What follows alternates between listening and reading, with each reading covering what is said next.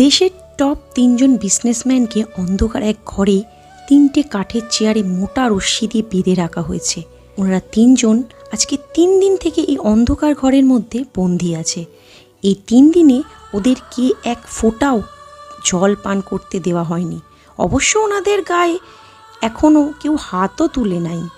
ওনাদের একজনের অপরাধ অবৈধভাবে বস্তি দখল করে সেখানে মদের দোকান করা, আর একজনের অপরাধ ঘরে যুবতী 4টা বউ থাকা সত্ত্বেও নিরীহ এক স্কুল ছাত্রীকে ধর্ষণ এবং তাকে মেরে ফেলা। আর শেষের জনের অপরাধ সারা দেশে মাদক এবং নারী পাচারকারীর প্রধান আসামি। এনাদের কোনো অভিযোগ কোন থানায় পুলিশ আমলে নেয়নি, তাই তো বাধ্য হয়ে সবাই ডিজেকে খবর দেয় এদেরকে শাস্তি প্রদান করার জন্য। আর যখন ডিজে দেশের বাইরে ছিল ঠিক তখনই এরা এসব কুকর্ম করতে সাহস পায়। এনাদের 3 জনের নাম হয়েছে সারওয়ার আহমেদ, আলভি রহমান এবং নোমান রশিদ। 3 দিনে ওনাদের শরীরের সামান্য জোর শক্তি পর্যন্ত নাই। হঠাৎ সেই অন্ধকার ঘরের দরজা খুলে 4-5 জন ঢুকলো। তাদের মাঝে সেই একজন আছে যাকে সবাই ডিজে নামে চেনে। ডিজে ভিতরে ঢুকেই ওদের সামনে একটা চেয়ার টেনে বসলো, আর সাথে সাথেই ওই 3 জনের মাথার উপর বাল্ব জ্বলে উঠল। 3 জন চোখ খুলে সামনে ডিজেকে দেখেই প্যান্ট নষ্ট করার মতো অবস্থা। ডিজে ওদেরকে দেখেই একটা শয়তানি মার্কা হাসি দিল। এই হাসির রহস্য বুঝতে পেরে 3 জনই ভয়ে কাঁপতে থাকলো। ডিজে প্রথমে সারওয়ার আহমেদকে জিজ্ঞাসা করলো, কি মিস্টার সারওয়ার আহমেদ, মদের দোকান কেমন চলছে আপনার? আমাকে ক্ষমা করে দেন ডিজে, আমি আর জীবনেও কোনো পাপ কাজ করব না। আরে আরে, আমি কখন বললাম আপনি পাপ কাজ করেছেন? আপনি তো সমাজের মানুষের উন্নয়নের জন্য কাজ করছেন, তাই না? ডিজে, এবারের মতো রেহাই দেন আমাকে। আমি আর কোনোদিনও বস্তি দখল করব না, কারোর কোনো ক্ষতি করব না। আমাকে ছেড়ে দিন, দয়া করুন আমার উপরে। এই হুমায়রা, মেয়াদ উত্তীর্ণ বিদেশি মদের বোতলগুলো নিয়ে আয় তাড়াতাড়ি। এইসব কেন আনতে বলছেন ডিজে? আমি তো মদ খাই না। এবার বুঝবি মদের কি জ্বালা। শালা, তোর কারণে হাজার হাজার মানুষ ঘর ছাড়া, তোর কারণে যুব সমাজ আজ নষ্ট, তোর কারণে ঘরে ঘরে আজ অশান্তি। আজ তোর কোনো রেহাই নেই। তোকে আজ জন্মের শিক্ষা দিয়ে মেরে ফেলবো। আর যে অপরাধী একবার ডিজের খাঁচায় ধরা পড়ে তার কোনো নিস্তার নেই। ডিজে, এই যে মেয়াদ উত্তীর্ণ মদের বোতল। হাফিজ, সোলেমান, শালার মুখটা ধর। ওকে আজ সব মদ খাওয়াবো, পানির তৃষ্ণা মদে মেটাবো শালার। হাফিজ আর সুলেমান সাওয়ার আহমেদের মুখটা চেপে ধরলো, আর ডিজে পুরা মদের বোতলটার মুখে ঢুকিয়ে দিল। কিছু খাচ্ছে, কিছু বের হচ্ছে মুখ দিয়ে। এভাবে 7টা মেয়াদোত্তীর্ণ মদের বোতল খাইয়ে দিল সাওয়ারেরকে। মদ খেয়ে সাওয়ার আহমেদের মাথা কেমন ঝিমঝিম করতে থাকলো, আর মাথা ঘুরতেছে। নিজের সেন্সের মাঝে নাই সাওয়ার আহমেদ। তো আলভি রহমান, কি খবর আপনার? কেমন আছেন আপনি? ডিজে, আমাকে ছেড়ে দেন। আর কোনোদিন কোনো মেয়ে বা নারীকে ধর্ষণ করব না। এই হুমায়রা, না না, কোনো মেয়ে বা নারীকে আনবেন না, আমি পারবো না এই সময়। শালা, কি মনে করেছিস মেয়ে দিয়ে তোকে মজা দেব? মনে করেছিস যে যে কাজ করে তাকে সেই কাজ দিয়ে সাজা দেব? তোর শাস্তি হবে অন্যরকম ভাবে, আর সেটা নিজের চোখে দেখবি তুই। হুমায়রা, আগুন নিয়ে আয় তুই। আগুন কেন ডিজে? আগুন দিয়ে কি করবেন? আমাকে মারবেন না। আমার ঘরে 4টা বউ আছে, বাচ্চা আছে। আমাকে ছেড়ে দেন, আমার ভুল হয়ে গেছে। ডিজে, আগুন। এই, তোরা শালার প্যান্ট খোল। আজ দেখবো ওর গোপনাঙ্গে কত শক্তি, দেখবো কত মেয়েকে সে নষ্ট করার ক্ষমতা রাখে। হাফিজ আর সুলেমান আলভি রহমানের প্যান্ট খুলে দিয়ে ন্যাংটা করে দিল। হুমায়রা সহ বাকি মেয়েগুলো চোখ বন্ধ করলো, শুধু ডিজে বাদে। এবার ডিজে আলভি রহমানের গোপনাঙ্গে আগুন লাগিয়ে দিল, আর আলভি রহমান চিৎকার করতে থাকলো। এ চিৎকারে যেন আকাশ পাতাল এক হয়ে যাচ্ছে। তবুও ডিজে আগুন দেওয়া বন্ধ করলো না। আগুনের তাপে গোপন অঙ্গের মাংস খসে নিচে পড়ে যেতে থাকলো। আলভি রহমান চিৎকার চিৎকার করতেছে আর বড় বড় শ্বাস নিচ্ছে। আলভি রহমানকে ছেড়ে দিল। নোমান রশিদের দৃশ্য দেখে জ্ঞান হারিয়ে ফেলার অবস্থা। ডিজে, আমাকে কোনো শাস্তি না দিয়ে একেবারে মেরে ফেলুন। আমি এসব শাস্তি সহ্য করতে পারবো না। হ্যাঁ, আমি অন্যায় করেছি, অপরাধ করেছি, আমাকে মেরে ফেলুন, তবুও কোনো শাস্তি দিবেন না আমাকে। তাই নাকি? তা কেমন করে হয় মিস্টার নোমান রশিদ? আপনাকে শাস্তি না দিলে যে বাকি দুজনের প্রতি অপরাধ করা হবে। কি শাস্তি দিবেন আমাকে? আরে এত ভয় পাচ্ছিস কেন জানোয়ারের বাচ্চা? তোর কারণে কোনো ঘরের মেয়েরা নিরাপদ না। তোর কারণে দেশে মাদক ব্যবসা বেড়ে গেছে। তোকে যে খুব ভয়ঙ্কর শাস্তি পেতে হবে, তা আবার তোর নিজের মেয়ের হাতে। মানে কি বললেন? এই সাফা, তোর বাবাকে কি শাস্তি দিবি দে, তোর নিজের হাতে দে। কে আমার বাবা? এই জানোয়ার পশুটার জীবনেও না, যে কিনা নিজের মেয়েকে বিক্রি করে দিতে দ্বিতীয়বার ভাবে নাই। ওর কারণে আমার জীবনটা নষ্ট, আজ এই জানোয়ারের কারণে। আমি তোমার বাবা, আর আমার সাথে এটা কেমন ব্যবহার সাফা? চুপ কর জানোয়ার। শেষবার যখন নারী পাচার করেছিস তার মাঝে আমি নিজেও ছিলাম, আর ওই মানুষগুলো আমাকে ছিঁড়ে ছিঁড়ে খেয়েছে। আজ এই লবণ, শুকনা মরিচের গুঁড়ো আর এই হিরোইন তোকে খাওয়াবো এবং তোর মলদার দিয়ে ঢোকাবো। তুমি আমার মেয়ে হয়ে এমন কাজ করতে পারো না? আমি তোমার বাবা, আর আমি জানতাম না সেই আচারের সময় তুই ছিলে। আমাকে ছেড়ে দাও। সাফা, তাহলে কাজ শুরু করো তোমরা। আর হাফিজ, সোলেমান, তোরা তৈরি তো?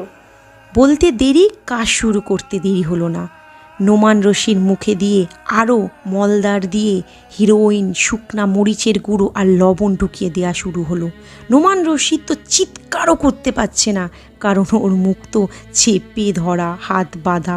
এবার ডিজে সবার কপাল বরাবর একটা করে তিনজনকে 3টা গুলি করে মেরে ফেললো।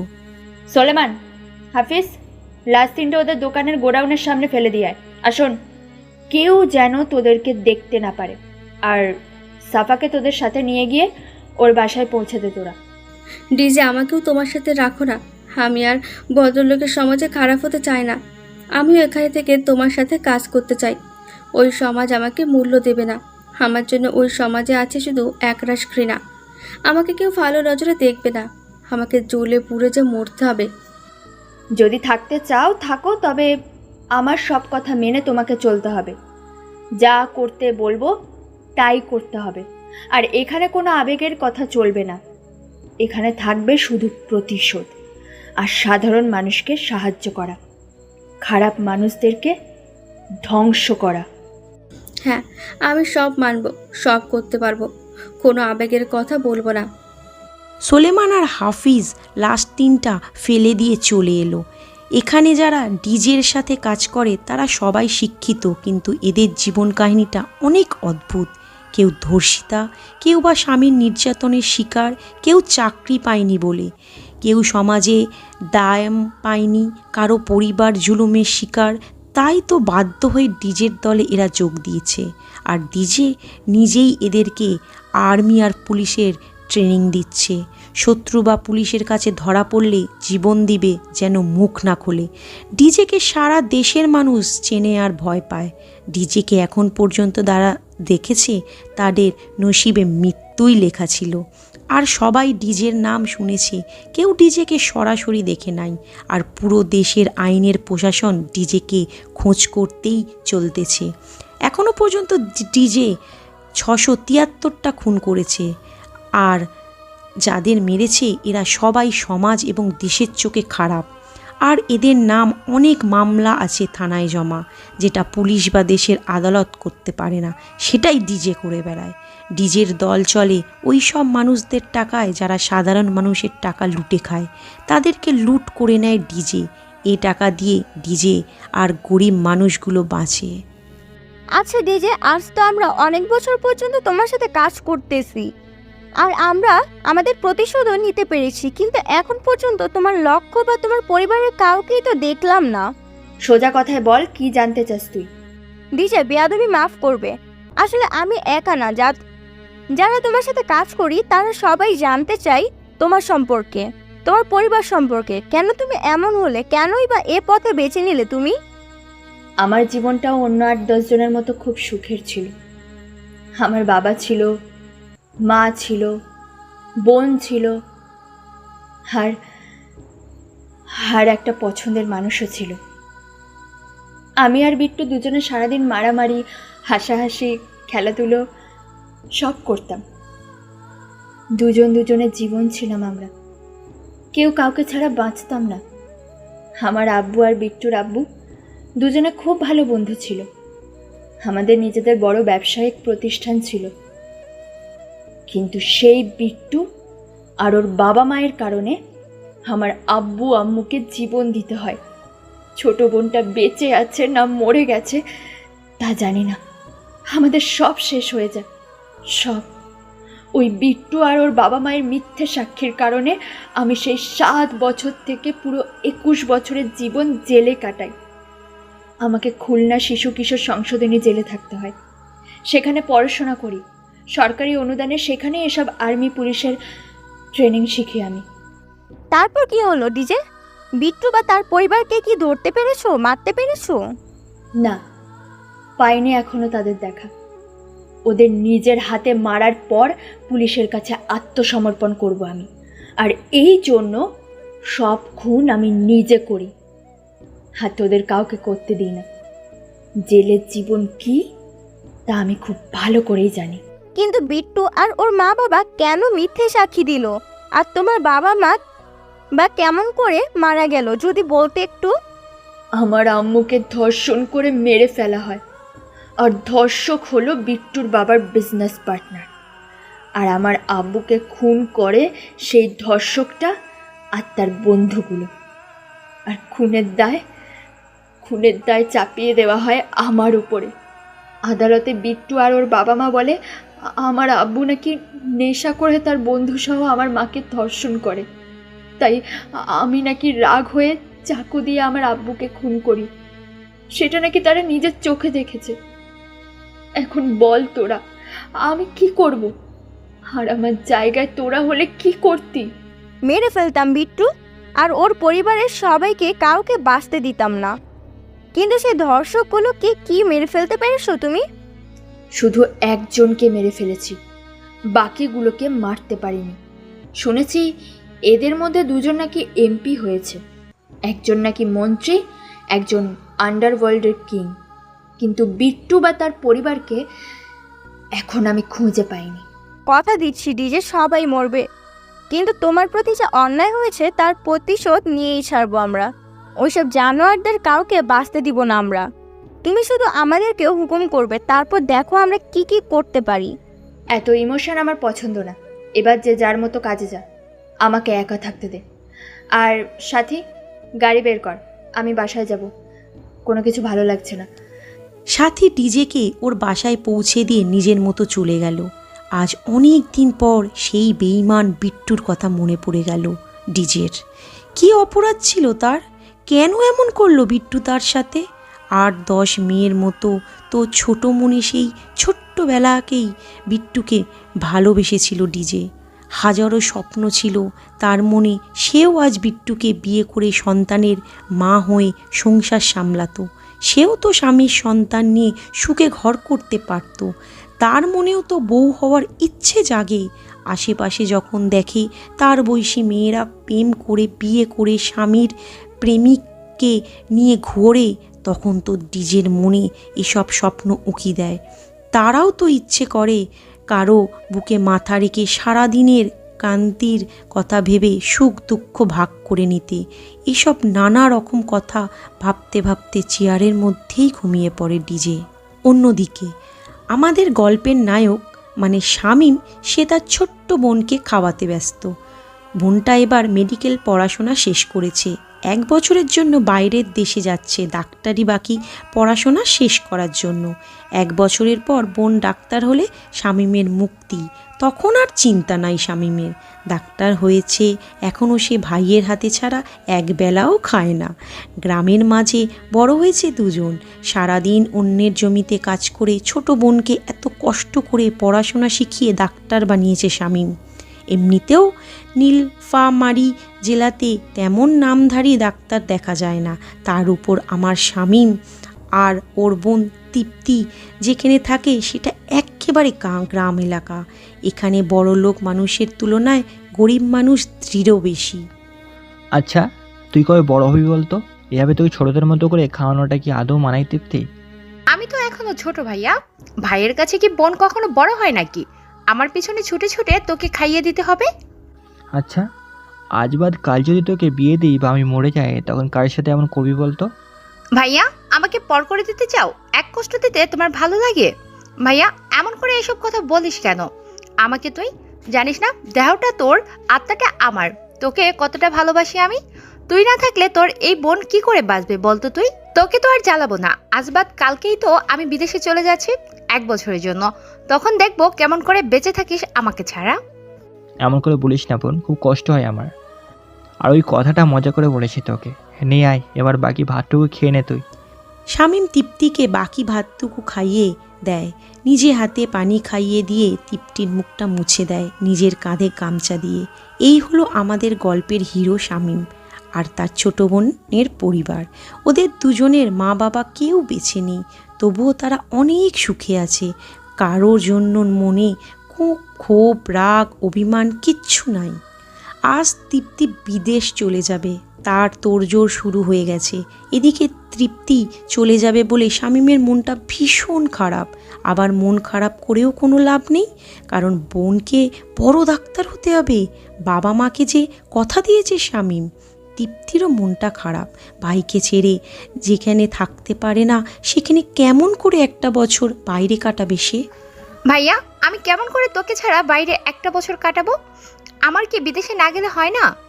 একদম উল্টাপাল্টা কথা বলবি না। বাবা মাকে কথা দিয়েছি তোকে বড় ডাক্তার বানাবো, এমন কথা বলবি না তুই, বুঝলি এবার? আচ্ছা, বুঝেছি।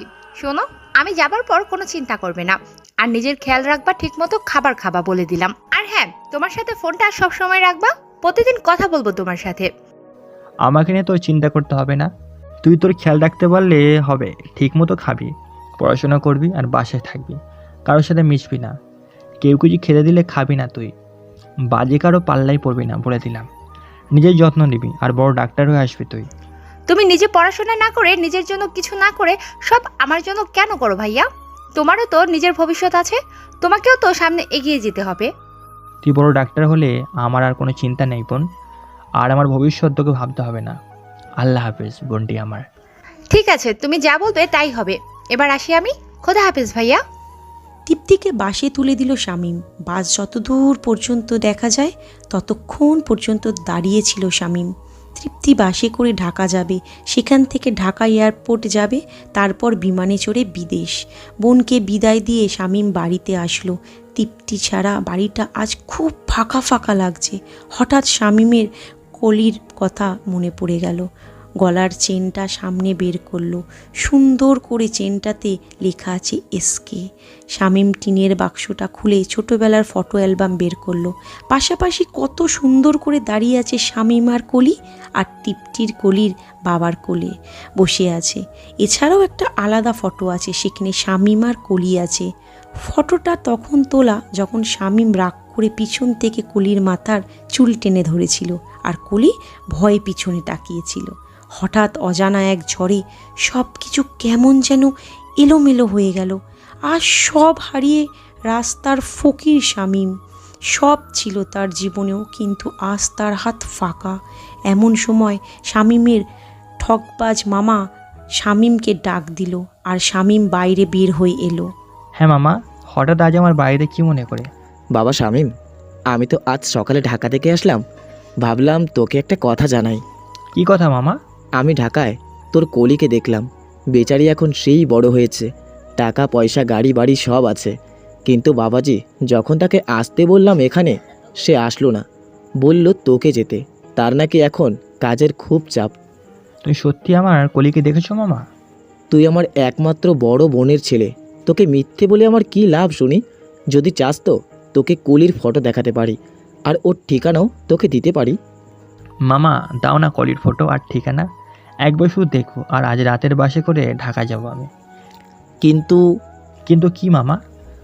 তোর কাছে তো কোনো টাকাই নেই, ঢাকা যাবি কেমন করে? আর কলির সাথে কেমন করেই বা দেখা করবি তুই? যা লুঙ্গি পরিস, কলির কাছে যেতে হলে তোকে ভালো পোশাক পরতে হবে, টাকা থাকতে লাগবে। তোর কাছে তো কিছুই নাই। এখন কি করবো মামা আমি? শুনলাম প্রীতি নাকি আজ সকালে চলে গেল, তাই বলি কি বাবাজি তোমার ভিটে মাটি আর পেছনে যে 3টে পুকুর আছে সেটা আমার কাছে বন্ধক রাখো আর টাকা নাও, তাহলে হলো। তৃপ্তি ফিরে আসলে ওকে কি বলবো আর এত টাকা কেমন করে শোধ করব?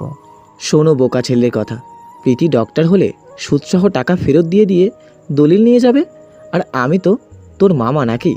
এইসব আমার কাছে তোর আমানত হিসেবে থাকবে, বুঝলে? এবার সবচেয়ে বড় কথা, এত বছর পর তোর ভালোবাসার মানুষকে দেখবি, তার কাছে যাবি, আর এমনি তো কলি অনেক বড় লোক, তোর এসব টাকার চিন্তা করলে চলবে বল? তাও ঠিক। আচ্ছা, আমি এক্ষুনি দলিল নিয়ে আসতেছি। শোন, এসব কথা তুই আর আমি ছাড়া যেন কেউ জানতে না পারে। কেন মামা? আরে বোকা ছেলে, বলে কি মানুষ, আরে বোকা ছেলে বলে কি মানুষ শুনলে খারাপ বলবে না? আর তুই যখন ঢাকা যাবি বলবি পৃথির কাছে যাচ্ছিস, বুঝলি এবার? আর হ্যাঁ, আমি তোর পোশাক কিনে নিয়ে আসি, তুই বাজারে গিয়ে কিনতে পারবি না, আর দামও জানিস না। আচ্ছা ঠিক আছে মামা, তুমি যা বলবে তাই হবে। শামীম বাড়ির পুকুরের দলিল এনে ওর মামার হাতে দিয়ে দিল। ওর মামার দলিল হাতে নিয়ে শয়তানি হাসি দিল। তারপর একটা ভন্ড পেপারে শামীমের আঙুলের ছাপ নিল আর শামীমকে সিনেমার এক নায়িকার ফটো আর একটা নাম না জানা ঠিকানা শামীমকে দিল। এভাবে নানা মিথ্যা বলে তো শামীমের সব জমি নিজের নামে লিখে নিচ্ছে ওর মামা। আসলে জমিগুলো শামীমের নানার ছিল, বাবার ভাগ মেয়েও পায়, সেই হিসাবে শামীমও মায়ের ভাগ পেয়েছিল।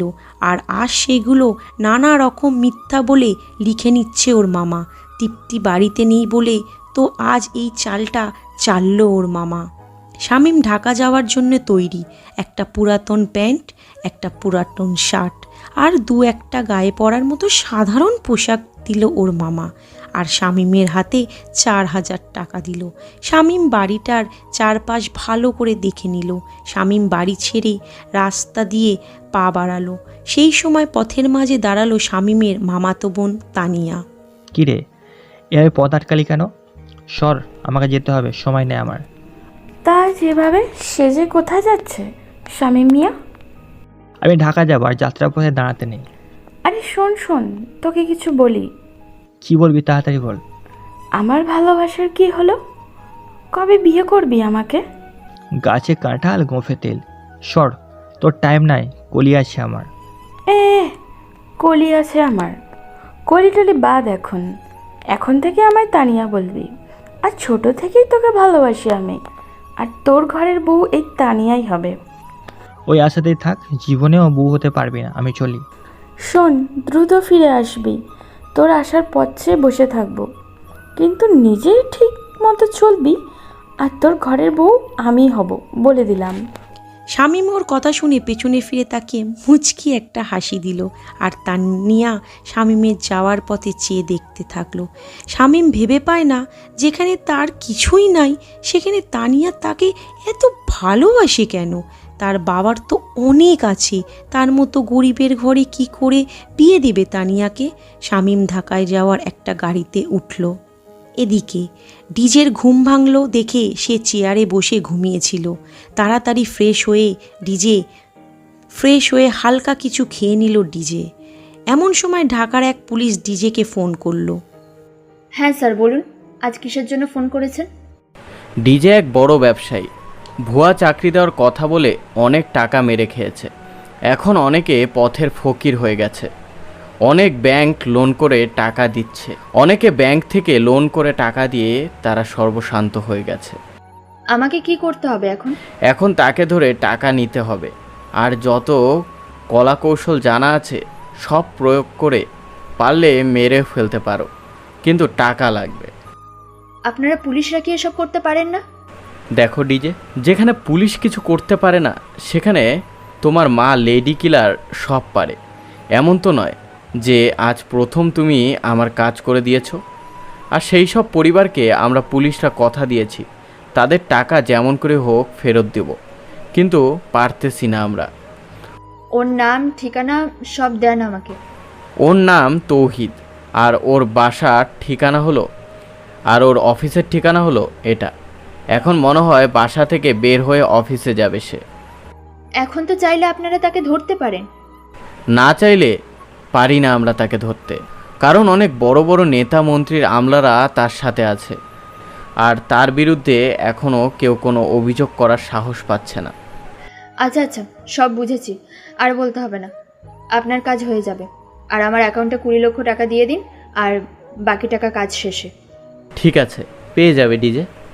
ডিজে ওর সঙ্গীগুলোকে ফোন করে বাসার সামনে আসতে বলল, আর তাদের সব অস্ত্র সাথে আনতে বলল, যাতে কেউ কিছুই বুঝতে না পারে। ডিজে একটা জিন্স টি শার্ট আর তার উপরে চামড়ার মোটা জ্যাকেট পরে নিল, পায়ে হাই জুতো পরল, তাতে গোলস পরে নিল, আর কালো সানগ্লাস লাগালো ডিজে। পুরাই বাংলা মাফিয়া কুইন লাগছে তাকে। পিছনে ছোট্ট পিস্তলটা নিয়ে নিল।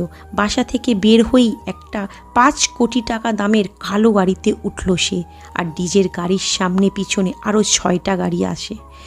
তহিদ যে রাস্তা দিয়ে অফিসে যায় সেই রাস্তার এক জায়গায় জ্যাম লাগে, আর সেখান থেকেই তহিদকে সবার চোখ ফাঁকি দিয়ে নিজের গাড়িতে তুলে নেয় ডিজে। আচমকা এমন হওয়ায় তহিদ একটু ভয় পেয়ে যায়। এই কে তুমি? আর আমাকে এভাবে তুলে নেওয়ার মানে কি? আমাকে চিনো? আমি আর তোমার কি কি করতে পারি? তহিদের কথা শুনে ডিজে হাসতে থাকলো। বাঘিনীর খাঁচায় ঢুকে তাকে আবার ভয় দেখায় সে? চিনি তোকে, বাটপার একটা। তুই মানুষকে চাকরি দেওয়ার কথা বলে তার সব কিছু লুটে নিস তুই। আর আমাকে চিনিস আমি কে? এই বাজে কথা বলবি না। কে তুই? ডিজে। বেশ, ডিজে নামে শুনেছি তহিদের প্যান্ট খারাপ করার মতো অবস্থা। তহিদের মুখে ভয়ের ছাপ দেখে ডিজে হাসতে থাকলো। কিরে, মুখ বন্ধ হলো কেন? আর এভাবে চুপচাপ আছিস কেন তুই? ডিজে, তোমাকে আমি এক্ষুনি 1 কোটি টাকা দিব। প্লিজ আমাকে ছেড়ে দাও।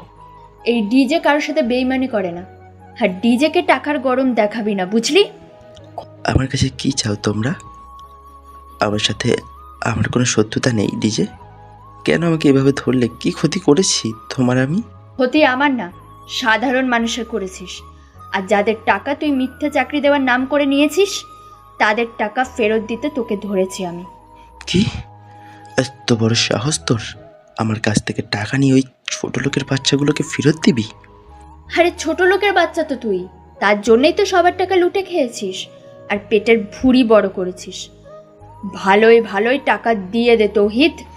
টাকা ফেরত দিলেও আমাকে মারতে হবে, আমি জানি।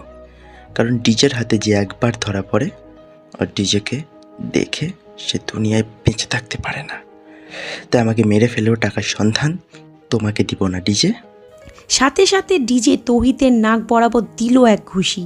তারপর ছোট চাকু বের করে ওর হাতের শিরাগুলো কাটতে লাগলো। গাড়ি জায়গা মতো নামে ডিজের আস্তানা। আসলে ডিজে গাড়ি থেকে তহিদকে আস্তানায় এনে চেয়ারের সাথে বেঁধে হাত দুটো টেবিলের ওপর তুলল। এখনো সময় আছে, বল বলছি তৌহিদ, তাহলে জানে বাঁচবি।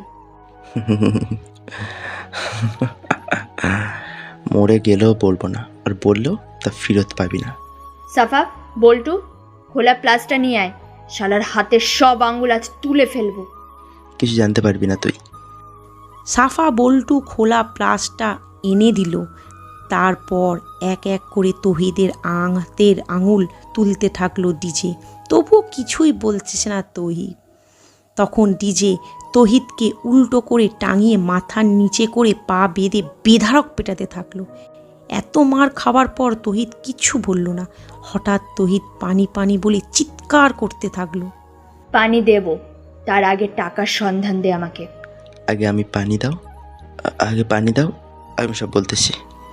এরপর হাফেজ পানি নিয়ে এসে তহিদকে দিল। পানি খাওয়ার পর তহিদ মনে হয় প্রাণে বেঁচে গেল। এক এক করে টাকার সন্ধান আর তার সাথে যারা জড়িত আছে সবার নাম বলে দিল তহিদ। ডিজে সবার নাম শুনে অবাক হলো, আর মনে মনে খুব খুশি হলো। এবার তো জমবে খেলা। এটাই তো এতদিন খুঁজতে ছিল ডিজে। তহিদকে অনেক মারার পর, কষ্ট দেওয়ার পর এবং পানি পান করানোর পর তহিদ গড়গড় করে বাকি ব্যক্তিগুলোর নাম বলে আর টাকা কোথায় রেখেছে তা সব জানিয়ে দেয়। এতদিন ধরে তো ডিজে এদেরকে খুঁজতে ছিল, আর তাদেরকে সে পেয়েও গেল। ডিজে মনে মনে শয়তানি হাসি দিতে থাকলো। অনেক দিন পর তাদের সাথে আবার ডিজের দেখা হবে, আর নিজ হাতে বাবা মায়ের মৃত্যুর প্রতিশোধ নেবে সে। তো বল এবার তৌহিদ, ওদেরকে আমি কোথায় পাবো? বলতেছি আমি সব বলতেছি। আর আর কোনো কষ্ট দিও না ডিজে, আবার দম দম বন্ধ হয়ে আসছে। এই না না, মোটেও এই কথা বলবি না তৌহিদ। তোর থেকে যে আমার সব জানতে হবে। তো এবার বল, কে কোথায় থাকে আর তাদের কোথায় আমি পাবো? এমপি মজিদ সিলেট থাকে, এমপি সাজ্জাদ নটরে থাকে, মন্দির এখন ঢাকায় গুলশান 2-এ থাকে, আর আন্ডারওয়ার্ল্ডের কিং ফারুক থাকে ঢাকা সাভারে। আর টাকাগুলো আছে ওদের কাছেও, আর বেশিরভাগ টাকা আছে আমার বাসার পিছনে একটা বাগান আছে, তার ঠিক পরেই আমার নিজস্ব সুইমিং পুল আছে, তার নিচে আছে সব টাকা। এই আবার আমাকে মুক্তি দেওয়া উঠেছে, আমি আর কিছুই জানি না। আরে আস্তে তৌহিদ, তোকে তো চিরমুক্ত করে দেবো আজ। এত ভয় পাচ্ছিস কেন তুই? মানে কি বলতে চাও? মানেটা হলো এখন আমার শরীরে তোর জম ভর করেছে, তোকে মেরে ফেলবো আমি। না না ডিজে, এটা করতে পারো না তুমি। তুমি নিজেই বলেছো সত্যটা বললে আমাকে ছেড়ে দিবে, তাহলে এখন কেন মারতে চাইছো আমাকে? প্রথমে বললে হয়তো বেঁচে যেতে, কিন্তু অনেক কষ্ট করে তোর মুখ থেকে সত্যিটা বের করেছি আমি। তাছাড়া এখন তোকে ছেড়ে দিলে পুরো দেশের মানুষ ডিজেকে চিনে যাবে, আর যাদের এতদিন ধরে খুঁজছি তাদেরকে নিজের হাতে মারতে পারবো না আমি। তো তোকে যে এবার মরতেই হবে তৌহিদ। আফসোস, তোর মৃত্যুটা এমনভাবে হবে তোর লাশটাও কেউ চিনতে পারবে না। না ডিজে, আমি নির্দয়, তুমি হতে পারো না, আমাকে ছেড়ে দাও। এই সাফা, সাথী, হাফিজ, সোলেমান, এই শালা এখন অতিরিক্ত বকবক করছে, শালাকে দুনিয়া থেকে তুলে ফেল। আর শোন, সবাই ওর শরীরের মাংস এমনভাবে কাটবি যেন মানুষও বুঝতে না পারে। আমি গেলাম, বাকিদেরকে নিয়ে টাকা উদ্ধার করতে হবে। মাংসগুলো কি করব আমরা? কুকুর শিয়ালের খাবার বানাবি, না হলে যে পুকুরে মাগুর আর পাঙাশ মাছ আছে সেখানে দিবি। অনেক দিন তারা ভালো কিছু খায় না। দোহাই লাগে ডিজে, এসব করতে বলো না, আমাকে এমনিতেই মেরে ফেলো। আমার শরীর এভাবে কেটো না প্লিজ ডিজে। সবার কথার মতো পাল্টালেও ডিজের কথার মত পাল্টাবে না, এটা সবাই জানে। তাই তৌহিদ আর যাই বলুক না কেন ডিজের কথার পরিবর্তন আনতে পারবে না। ডিজে গাড়ি নিয়ে বাকি লোকদের নিয়ে টাকা উদ্ধার করার জন্য বের হয়ে গেল। এদিকে তৌহিদের কলার রগগুলো কেটে দিয়ে নির্মম মৃত্যু দিল। আর ডিজে যেভাবে কাজ করতে বলেছে ঠিক সেইভাবেই কাজ করছে তার লোকজনগুলো। এদিকে শামীম ঢাকা আসার পর কেউ তাকে সেই ঠিকানা দেখিয়ে দিতে পারছে না। যাকেই বলে সেই বলে তারা এ নামের কোনো ঠিকানা জানে না। এদিকে আজ 5 দিন হলো শামীম ঢাকা এসেছে, থাকার কোনো ব্যবস্থাও করতে পারে নাই। যেখানে রাত সেখানে কাতাটো, বুঝলে না তো, মানে রাত যেখানে হচ্ছে সেখানেই শুয়ে পড়ছে সে। শামীম মনে মনে ভাবল, ওই তো ঢাকার বড়লোক মানুষ, তা ফটো দেখলে মনে হয় সবাই তাকে চিনতে পারবে, আর চিনলে তাকে কলির ঠিকানা দেখিয়ে দিবে। তাই সে একসাথে কয়েকটা মানুষকে দেখে তাদের কাছে এগিয়ে গেল আর ফটো বের করে তাদেরকে দেখিয়ে বলতেছে। মনে মনে বললাম কথাটি, ভাইজান এই কলি কোথায় থাকে আমাকে একটু জানাবেন দয়া করে। লোকগুলো একবার শামীমের দিকে একবার সবাই সবার দিকে তাকাচ্ছে। এর মানেটা শামীম কিছুই বুঝল না। হতে পারে এত বড়লোক মেয়ের ফটো তার কাছে কেমন করে এলো? আরে আপনি কি পাগল নাকি? কেন ভাইজান? একে আপনি চেনেন কি? এনি আর বর্তমানে কোথায় আছি? চিনি তো, এ আমার ভালোবাসার মানুষ কলি। আর কোথায় আছে সে? আচ্ছা ভাই, তার আগে বলুন আপনি কোথা থেকে এসেছেন? আমি তো নীলফামারী জেলা থেকে এসেছি। আরে ভাই, এটা তো নায়িকা পরিমণি ওরফে শামসুন্নাহার স্মৃতি, একটা চরিত্র নায়িকা। সে এখন জেলে আছে, আর তার নাম আবার কেমন করে কলি হয়? কী বলেন এইসব? কলি কবে শামসুন্নাহার স্মৃতি হলো বা পরিমণি হলো? সে তো আমার ভালোবাসার মানুষ। আপনাদের কোথাও ভুল হচ্ছে। আরে ভাই, আপনি কি আমাদের সালা লাগেন নাকি যে আপনাকে ভুল কিছু বলবো? আর হ্যাঁ, এটা নায়িকা পরিমণির ফটো, আর তার ইতিমধ্যে 3টা বিয়ে হয়ে গেছে। সে আপনার মতো আনস্মার্ট ছেলেকে কোন দুঃখে ভালোবাসতে যাবে উনি? আর সে এখন মাদক মামলায় জেলে আছে, বুঝলেন? বুঝলেন ভাই, এই নায়িকা পরিমণি আর কত মানুষের যে মাথা খাবে, শেষে কিনা একটা খ্যাত ছেলেকেও ছাড়লো না। ঠিক বলছেন ভাই, এই নায়িকার জন্য যে আর কত যুবক সমাজ নষ্ট হবে আল্লাহই ভালো জানে। শোনেন ভাই, যে আপনাকে এই ফটো দিয়েছে সে আপনাকে বোকা বানিয়েছে, আর আপনাকে দেখেও মনে হচ্ছে অনেক সরল মানুষ আপনি। তাই বলি কি ভাই, এই চিটার বাটপার শহরে না থেকে আপনার জেলায় চলে যান, সেটাই ভালো হবে। তাহলে আমার আপন মামা আমাকে বোকা বানিয়ে ঠকালো? তা আমরা কেমন করে জানি? শোনেন ভাই, এই ফটোর মেয়েটা নায়িকা পরিমণি, কোনো কলি টলি না, বুঝলেন? এই ভাই চল তো তোরা, এখানে এনার সাথে সময় ব্যয় করে কোনো লাভ নেই আমাদের। শামীম এবার বুঝে গেল আবার তাকে তার মামা ঠকালো, কিন্তু হাতে যে টাকাটুকু ছিল তা তো প্রায় শেষ। এখন কেমন করে বা সে গ্রামের বাড়ি যাবে? আর যার আশায় এতদিন বুক বেঁধেছিল তাকে কি এ জীবনে পাবে না সে? কি করবে এখন শামীম? তার আর বা কি করার আছে? এভাবে আর কতদিন সে থাকা শহরে থাকবে? হঠাৎ শামীমের ফোনে একটা কল আসে, আর মোবাইলে তাকিয়ে দেখে তৃপ্তি তাকে ফোন করেছে। হ্যালো ভাইয়া, কেমন আছো তুমি? আলহামদুলিল্লাহ, ভালোই আছি। তুই কেমন আছিস? খেয়েছিস তুই? ভাইয়া, এখানে এখন সন্ধ্যা, রাত হতে অনেক দেরি আছে, কিন্তু তোর গলার স্বর এমন শোনাচ্ছে কেন? আর তোর পাশ দিয়ে গাড়ি চলাচলের শব্দ শুনছি আমি। ও একটু রাস্তার সাইডে এসেছি আর ঠান্ডা লেগেছে তো একটু, তাই কণ্ঠটা কেমন লাগছে এসব নিয়ে চিন্তা করতে হবে না, আমি ঠিক আছি। সত্যি তো ভাইয়া, আমার কেন জানি সন্দেহ হচ্ছে একটু তোর উপরে। আরে মিথ্যা না, সত্যি বললাম তো। এসব বাদ দে, এখন বল নতুন জায়গায় কেমন লাগছে? তোকে সব মেনে নিতে পেরেছিস তো? প্রথম দুদিন একটু কষ্ট হয়েছে, এখন সব ঠিক আছে। তৃপ্তির সাথে আরও কিছু কথা বলল শামীম, কিন্তু বেশিরভাগ কথা মিথ্যাই বলেছে সে, এছাড়া কোনো উপায় নাই। আর যদি তৃপ্তি শোনে তো সব কিছু, তাহলে তৃপ্তি আজ রাতেই সেখান থেকে রওনা হতো। কিন্তু কতদিন এভাবে তাকে মিথ্যে বলতে হবে আল্লাহই ভালো জানে। এদিকে ডিজে তৌহিদের বাসায় গিয়ে বাসার পিছনে বাগানে গেল। বাগান থেকে ডিজে অবাক, সামান্য একটু জায়গা, এত সুন্দর বাগান! না হলেও এই বাগান করতে শালা তৌহিদ 10 লক্ষ টাকা খরচ করেছে। বাগানের কাছেই সুইমিং পুল, এটাও অনেক টাকা ব্যয় করে তৈরি করেছে। একদিকে নীল পানি, অন্যদিকে সাদা রঙের পানি। সত্যি বলতে তো পানির কোনো রং হয় না, পানিকে যে পাত্রে রাখা হয় পানি সেই পাত্রের রং ধারণ করে, এই আর কি। সেটা কমই বেশি জানে। এখন এই পানির ভিতরে ঢুকে নিচ থেকে কেমন করে টাকা বের করতে পারে, 3 জন পানিতে নামার পর কোনো কিছুই বের করতে পারল না। ডিজে, আমার মনে হয় কি সারা তৌহিদ মিথ্যে বলেছেন। কিন্তু তার কথা শুনে তো মনে হয় না সে মিথ্যে কিছু বলবে। না ডিজে, টাকার কাছে ওদের মতো জানোয়ারি জীবন কোনোদিনই বড় হতে পারে না। তাহলে উপায় কি? এখন কি করব আমরা? আমার মনে হয় কি বাগানের কাছে কোথাও না কোথাও সে টাকাটা রেখেছে। আমরা যদি এই বাগানটা ভালো করে খোঁজ করি তাহলে নিশ্চয়ই টাকা পেয়ে যাব। কথাটা মন্দ বলিসনি, তাহলে খোঁজ করা শুরু করে দে এখন। আর এমনিতেও এখানে বেশিক্ষণ থাকা যাবে না, যে কেউ কোনো মুহূর্তে চলে আসতে পারে। তারপর সবাই বাগানের চারিদিকে খোঁজ শুরু করে দিল। ফুলের গাছ, ফলের গাছ, মাটি খোঁড়া থেকে শুরু করে সব করলো, কিন্তু কোথাও কোনো টাকার সন্ধান তারা পেল না। সবার মাথায় চিন্তা ভর করলো, তাহলে টাকা সে কোথায় রাখলো?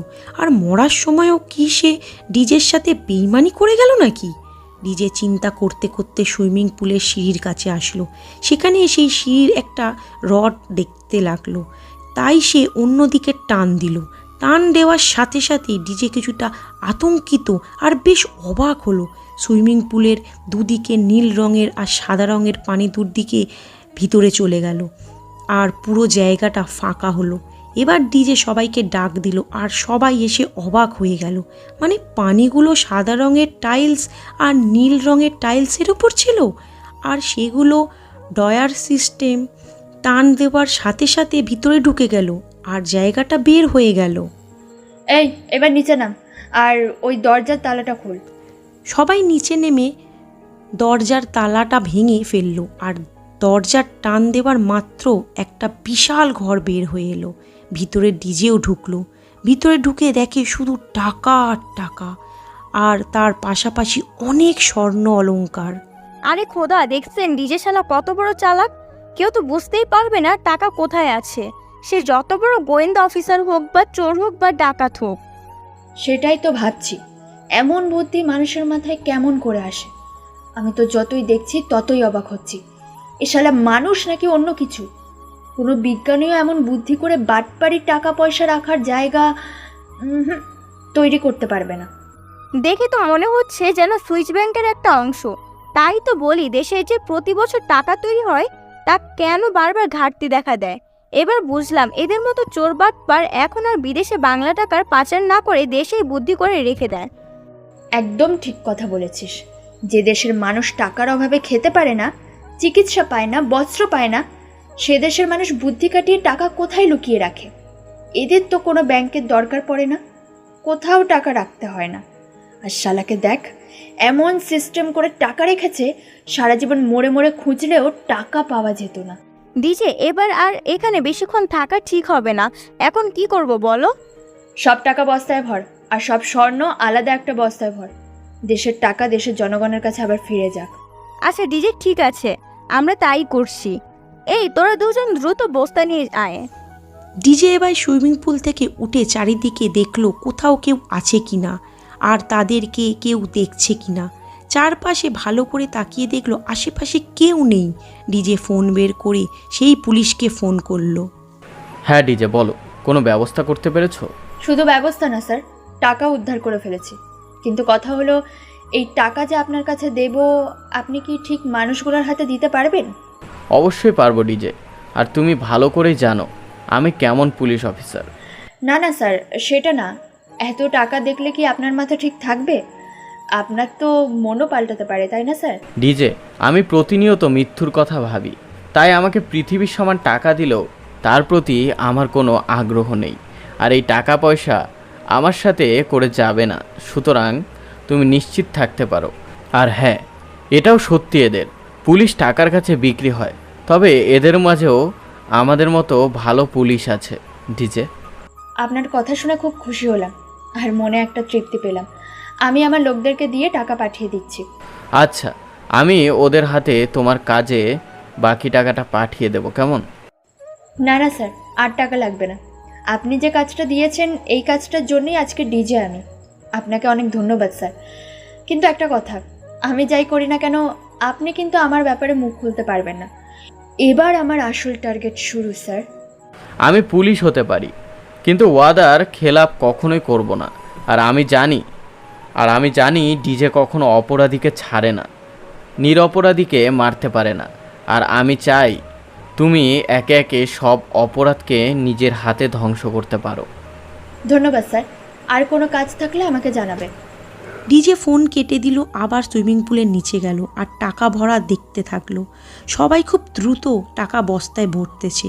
হঠাৎ কিছু টাকার সাথে একটা কাগজ পেল। ডিজে হঠাৎ কিছু টাকার বান্ডিলের সাথে একটা কাগজ দেখলো ডিজে। একটু এগিয়ে গিয়ে সেই কাগজের ভাঁজটা খুলল ডিজে। কাগজের মাঝে হয়তো বা এক বাবা না হলে কোনো মা এই চিরকুটটা লিখেছে। বাবারে, অনেক কষ্ট করে তোর চাকরির জন্য এই টাকাটুকু ম্যানেজ করলাম। তোর বোনের বিয়ে তাও এবছর দেওয়া হলো না। তোর মুখের দিকে তাকিয়ে আছে পুরো পরিবার। এবার কিছু কর একটা বাবা। শুধু এতটুকুই লেখা ছিল কাগজের মাঝে। মানুষ কেমন করে এত জঘন্য হতে পারে বলতে পারিস না জিরা? কেন ডিজে, কি হয়েছে? এই যে এই কাগজে কোনো পিতামাতা তার ছেলের চাকরির টাকা কষ্ট করে জোগাড় করেছে, আর এই শালারা তার নিজের স্বার্থের টানে গিলে খাচ্ছে। ডিজে, এটা তো মাগুর মাছ, এখনো ডাবু বলটা তো আছেই। একটা একটা করে ধরবো, কাউকে ছাড় দেব না। এদের যেমন টাকা নেওয়ার সময় মনে থাকে না কোনটা গরিব ঘরের সন্তানের টাকা, কোনটা বড়লোক ঘরের সন্তানের টাকা, ঠিক তেমনি এই ডিজে ওদের মেরে ফেলতে কোনো প্রকার কৃপণতা করবে না। ঠিক বলেছো ডিজে। এই, তোদের কি সব টাকা বস্তায় ভরা হয়ে গেছে? হ্যাঁ ডিজে, সব টাকা বস্তায় ভরা শেষ। কটা বস্তা হয়েছে? 7 বস্তা টাকা ডিজে। এবার এই টাকাগুলো কি করবে ডিজে? টাকাগুলো পুলিশ অফিসারের কাছে পৌঁছে দিয়ে আমাদের কাজের বাকি টাকাগুলো নিয়ে আসবে। আচ্ছা ডিজে, ঠিক আছে। সবাই সুইমিং পুল থেকে উঠে আসলো। ডিজে বাকি লোকেদের সাথে রেখে চারজনকে টাকাগুলো নিয়ে পুলিশের কাছে পাঠিয়ে দিল। ডিজে গাড়ি নিয়ে তার আস্তানায় চলে আসলো। এসেই ভাবনায় বসে পড়ল কি করে ওই চারজনকে আগে শেষ করা যায়। ওর লোকগুলো তহিদের টুকরো করে শরীর পুকুরে ফেলে এসেছে। যে চারজনকে টাকা নিয়ে পুলিশের কাছে পাঠিয়েছিল তারাও এসেছে, কিন্তু এখনও কেউ কিছুই বলতে পারছে না ডিজেকে এমন ভাবনার জগতে থাকতে দেখে সাফা ডিজেকে জিজ্ঞাসা করলো, কি নিয়ে এত চিন্তিত ডিজে? সে তখন থেকে দেখতেছি মুখে কোনো কথা নাই, আবার আমাদের কাউকে কোনো কিছু বলতেছ না। আসলে তৌহিদ যে চারজনের নাম বলল আর তারা কে কোথায় থাকে কি করে সেসব নিয়ে ভাবছি আমি। মানে ঠিক বুঝলাম না ডিজে। আসলে তৌহিদ যে চারজনের নাম বলেছে সেই চারজন আমার বাবা মায়ের হত্যাকারী। এখন ভাবছি কাকে দিয়ে শুরু করব নিজের পরিবারের মানুষের হত্যার প্রতিশোধ নেওয়া। আমি মনে করি কি ডিজে আগে আন্ডারওয়ার্ল্ডের কিং ফারুককে মেরে শুরু করা যাক, কারণ এর কারণে এমপি মন্ত্রী এরা অনেক দুর্নীতি এবং অপরাধ করে বেড়াচ্ছে। আরে বাহ, একদম ঠিক বলেছিস তো সাফা। এই শালাকে আগে মারতে পারলে তাহলে দেশে ক্রাইম কমে যাবে আর ওদেরও ক্ষমতা কমে আসবে, তখন বাকিগুলোকে মারতেও সমস্যা হবে না। তো কবে থেকে নতুন মিশনে নামতেছি আমরা? মিশনে নামার আগে এখান থেকে 2 জন গুপ্তচর হয়ে ওই আন্ডারওয়ার্ল্ডের কিং ফারুকের সব তথ্য আমাকে এনে দে, তারপর প্ল্যান সাজাবো আমি। তো কে কে যাবে গুপ্তচর সেজে? সাফা আর নাজিরা যাবে, আর এদের সাপোর্ট হিসেবে সোলেমান, হাফিজ আর সাথী থাকবে। ওকে ডিজে, যেভাবে বলবে সেইভাবে কাজ হবে। তাহলে আজ থেকে আমরা মিশনের প্রথম ধাপের কাজে লেগে পড়ি। আমি তাই চাই, কিন্তু সময় মাত্র 36 ঘন্টা তোমাদের হাতে। ঠিক 37 ঘন্টার মধ্যেই আমরা কাজে লেগে পড়ব। ক্লিয়ার? সবাই একসাথে ক্লিয়ার বলে উঠল। সাফা আর নাজিরা বেরিয়ে পড়ল ফারুকের গুন্ডামির আস্তানায়, আর সেখান থেকে খুব দ্রুত সংবাদ পৌঁছাতে হবে ডিজের কাছে। ডিজে চলে গেল নিজের বাসায়, আর যাওয়ার আগে সবার মাঝে সমান করে টাকা ভাগ করে দিয়ে গেল ডিজে। এদিকে আজ প্রায় মাসখানেক হয়ে গেল শামীম কলির ফোনে কোনো খোঁজ খবর পেল না। হাতে যে টাকাটুকু ছিল তা সব শেষ হয়ে গেছে। এখন কেমন করে কি করবে সেটাই বুঝতে উঠতে পারছে না শামীম বারবার গলায় যে লকেটটা মানে চেনটা আছে সেটা হাত দিয়ে বারবার নাড়াচাড়া করতেছে আর কলির কথা স্মরণ করতেছে। কলি, কোথায় তুমি? তোমাকে কি কোনোদিন খুঁজে পাবো না আমি? আর কতকাল তোমার যে অপেক্ষা করবো আমি? তোমার সাথে যে অনেক কথা আছে আমার মনের ভিতর লুকিয়ে থাকা জমানো কষ্টের কথাগুলো যে তোমাকে আমার বলতেই হবে। এভাবে আমি আর পারছি না। হে খোদা, তুমি একটা বার আমার কলির সাথে দেখা করিয়ে দাও। কলিকে যে আমার পেতেই হবে, তার আমার হচ্ছে আমার কাছে। শামীম আর কোনো না বলে সামনের দিকে পা বাড়ালো। এখন এই শহরে থাকতে হলে তাকে যে কাজের খোঁজে আগে করতে হবে। এতদিন এই শহর আর শহরের মানুষকে হাড়ে হাড়ে চিনে গেছে শামীম। এখন তাকে কিছু একটা করতে হবে, কিন্তু এই শহরে তাকে কাজ বা দেবে কে? কার কাছে যাবে কাজের জন্য সে? না, তবুও চেষ্টা তো করতে হবে। অনেক জায়গায় খোঁজ করার পর শামীম একটা ছোট্ট চায়ের দোকানে থালা বাসন মাজার কাজ পেল। থাকা খাওয়া ফ্রি, আর মাস শেষে 3000 টাকা পাবে শামীম। এবং কাজের সময় কোনো ফাঁকিবাজি চলবে না, মালিক সেটা বলে দিয়েছে। তো এভাবেই যাচ্ছে আমাদের নায়ক শামীমের জীবন। আর এর মাঝে রাতের বেলা খুঁজে চলে তার মনের মানুষের খোঁজ। আর সময় বের করে খুব কম সময় তার বোন তৃপ্তির সাথে সে কথা বলে। এদিকে মন্ত্রী এমপি মজিদ, এমপি সাজাদ এবং আন্ডারওয়ার্ল্ডের কিং ফারুক একসাথে গোপন মিটিংয়ে বসেছে। এদের কাজ হচ্ছে টাকার হিসাব মেলানো, আর ফারুককে দিয়ে যত খারাপ কাজ আছে সব করিয়ে নেয়। ফারুক, আজ সারাদিন তহিদের কোনো খবর পেলাম না, এবং সে নাকি বাকি টাকাগুলো দিতে চাইছে। সেগুলো কি সে ফেরত দিছে? ভাই, একটা খারাপ সংবাদ আছে। খারাপ সংবাদ মানে কি হয়েছে? তহিদকে ডিজে নাকি খুন করেছে, আর সব টাকা নাকি পুলিশের হেফাজতে দিয়েছে। গোপন সূত্রে জানতে পেরেছি ভাই। এই ডিজের তো কিছু একটা করতে হবে দেখি। ভাই, এমন কি ডিজে নাকি আমাদের পিছনে লোক লাগিয়ে দিয়েছে আমাদেরকে মারার জন্য। কি ডিজের এত বড় সাহস আমাদেরকে মারতে বলে? মন্ত্রী এবার কিছু করো, ডিজে না হলে দিন দিন আমরা ক্ষতিগ্রস্ত হয়ে পড়ব। এমনিতেই ব্যাংকে আমার বাড়ির কাজে বাকি পড়ে আছে, তার উপরে এই ডিজে। তোমার তো আবার বিদেশে বাড়ি, আমি তো নিজের গ্রামের বাড়িতে ছাড়টাই করতে পারছি না। এইসব বাজে কথা বন্ধ করো। তোমরা আগে বলো, ফারুক ডিজে দেখতে কেমন? সে ছেলে নাকি মেয়ে, আর সে কোথায় থাকে? ভাই, ডিজে হলো মেয়ে, আর সে কোথায় থাকে কেউ জানে না। দেখতে কেমন সেটাও কেউ জানে না। তবে আমি লোক লাগিয়ে দিয়েছি, কিন্তু যতবার আমার লোক তাকে দেখেছে পুরাই ছেলেদের পোশাক পরা, আর মুখে নাকি মাস্ক লাগানো থাকে তার। এবার তো কিছু একটা করতেই হবে। শোনো ফারুক, আমি ডিজে লাশ চাই। লাশ সে দেখতে কেমন, কোথায় থাকে সেটা আমার দরকার নাই। ডিজে মরা মানে পুরো দেশটাই আমাদের হাতে থাকবে, আর সবাই মালামাল হয়ে যাবে। ঠিক আছে ভাই, আমি এবার লোক লাগিয়ে দিব। হ্যাঁ ফারুক, তোমার নামে অনেক রিপোর্ট থানায় জমা পড়ে আছে। এমনকি তোমাকে এনকাউন্টারে মারার জন্য ঘোষণা যে কোনো মুহূর্তে করতে পারে। তাই নিজে সাবধানে থেকো, আর কোনো কাজ ছাড়া বাইরে বের হবে না। বাহ বাহ বাহ, আমার নামে অ্যাকাউন্টার জারি হয়, আর তোমরা 3 জন মন্ত্রী এমপি থাকতে কিছু করতে পারবে না? তোমাদের সবার জন্য কত খারাপ কাজ নাই করেছি আমি, আর আজ সেই তুমি আমাকে মৃত্যুর কথা বলো? কই, ডিজের নামে তো কোনো অ্যাকাউন্টার জারি করতে পারলে না তোমরা। এখন আমাকে লুকিয়ে থাকতে হবে, আর তোমরা সবাই দুনিয়ার আলো বাতাসে ঘুরে বেড়াবে, মজ মাস্তি করবে। কেন? এখনো এনকাউন্টার জারি হয়নি, কিন্তু যে কোনো মুহূর্তে হতে পারে। আর তোর নামে যাতে এনকাউন্টার জারি না হয় সেজন্য তো মন্ত্রী পরিষদে মিটিংয়ে আমি বারবার না বলেছি। আর ডিজের নামে এনকাউন্টার জারি আমি করলাম, আর ডিজেকে তুই নিজের হাতে মারবি। মন্ত্রী এসব থাক, আসল কথাই আসা যাক এবার।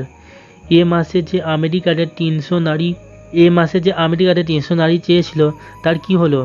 মিয়ানমার থেকে আসা ইয়াবা, গাঁজা, হিরোইন, আর ভারত থেকে আসা ফেনিসিডিল, ইথেনিল, এসব কেমন করে বাজারে ছাড়বো?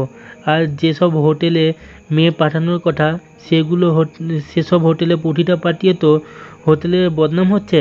ঢাকা শহরের পাশাপাশি সিলেটে মদের দোকানের লাইসেন্সের কথা বলেছিলাম, তার কি হলো? সব ফারুক ভালো জানে। আমেরিকায় যে 300 নারী পাঠানোর কথা বলতেছিস, তুই কি জানিস তো শহর থেকে এখনও 27টা মেয়ে শর্ট? আর ঢাকা শহরে যেরকম পুলিশ টহল বেরিয়েছে, চিটাগাং বন্দরে এসব বুড়ি ছুরি নিয়ে যাব।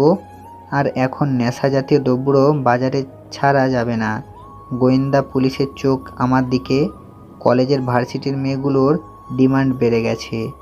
এখন আর 1000 টাকায় রাত কাটাতে চায় না, নগদ হাতে 5000 টাকা করে বুঝিয়ে যায়।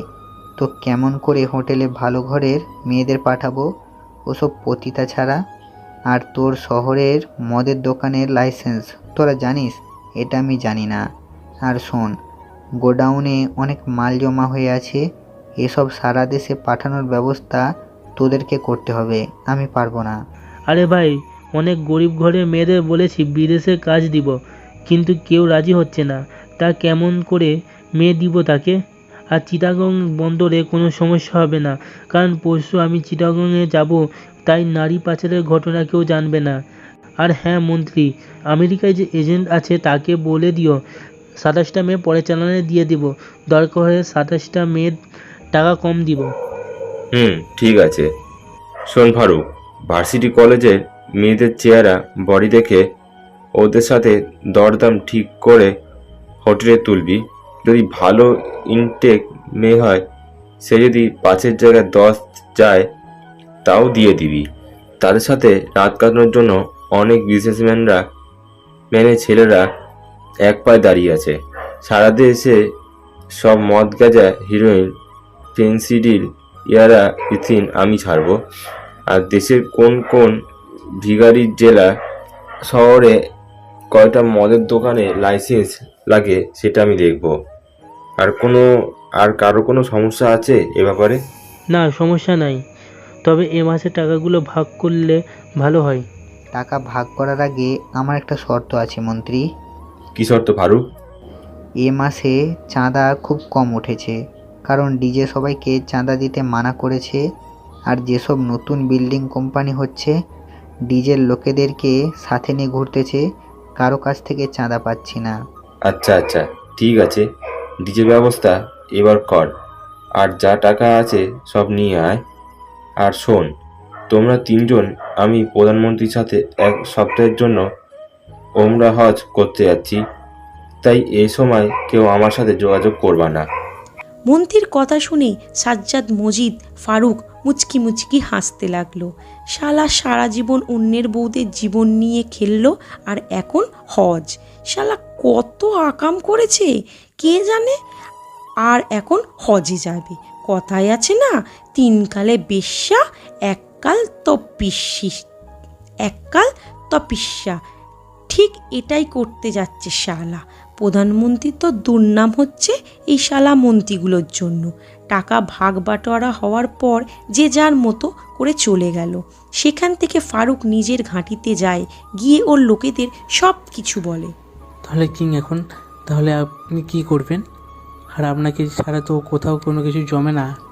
কয়টা দিন যাক গোপনে, তারপর প্রকাশে আসবো আমি। কিং, আজ কি কোনো মজ মস্তি হবে না আমাদের? কেমন করে হবে? এই গল্পের লেখক শামীম মিয়া কি কোনো আইটেম গার্ল রেখেছে আমাদের জন্য? আরে কিং, কী যে বলেন না আপনি! লেখক সাহেব আমাদের জন্য তামিলনাড়ু থেকে নায়ক কমল হাসানের মেয়ে নায়িকা শ্রুতি হাসানকে এনেছে। আমরা তাকে গেস্ট রুমে রেখেছি। আপনি চাইলে আজ ফাটাফাটি নাচ হব, ডান্স হবে, মজা হবে। সারা লেখক যদি আনলি তামিলনাড়ু থেকে আইটেম গার্ল, তাহলে তামান্না ভাটিয়া, কাজল আগরওয়াল, অনুষ্কা শেট্টির মতো কাউকে আনলো না কেন? কিং, জ্যাংসন লো হবে আজ, তাই শ্রুতি হাসানকে নিয়ে আসা হয়েছে। গান বাজানো শেষ। সেখানে শ্রুতি হাসানের রূপ ধরে নেচেছে নাজিরা, আর তাকে সাপোর্ট দিচ্ছে সাফা। গান বাজানো, নাচ শেষ। মদ খেতে খেতে ফারুক ওর লোকেদের বলতেছে, এই শোন, কালকে সন্ধ্যার পর যমুনা ফিউচার পার্কে যাব, কিছু কাজ আমার, তার সব কিছু ব্যবস্থা করে রাখবি, বুঝলি তোরা? কিং, ঠিক আছে, কিন্তু একটা সমস্যা হয়ে গেছে। আবার কি সমস্যা হলো শুনি? কিং, ডিজে আমাদের পেছনে তার লোক লাগিয়ে দিয়েছে, তাই এখন থেকে সব কথা গোপনে হবে। আর আপনি কখন কোথায় যান তা শুধু আমরা এই 3 জন ছাড়া যেন কেউ আর জানবে না। কি ডিজে আমার পিছনে লোক লাগিয়ে দিয়েছে? এবার খেলা জমবে বাহাদুর। আর এখানে যারা আছিস, তোদের মধ্যে যদি কেউ ডিজের লোক হোস, আর কেউ যদি আমার সাথে গোয়েন্দাগিরি করিস, তাহলে তাকে এই ফাঁসিতে ঝোলাবো, মনে রাখিস। কেউ ডিজের লোক না, আর ঘরের কথা বাইরের লোক জানবে না।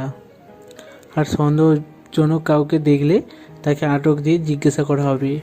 কিং ওদের কথা শুনে খুব খুশি হলো, আর নাজিরাকে নায়িকা শ্রুতি হাসান মনে করে পাশে বসিয়ে মদের প্যাক বানাতে বলল, আর তাকে খাইয়ে দিতে বলল।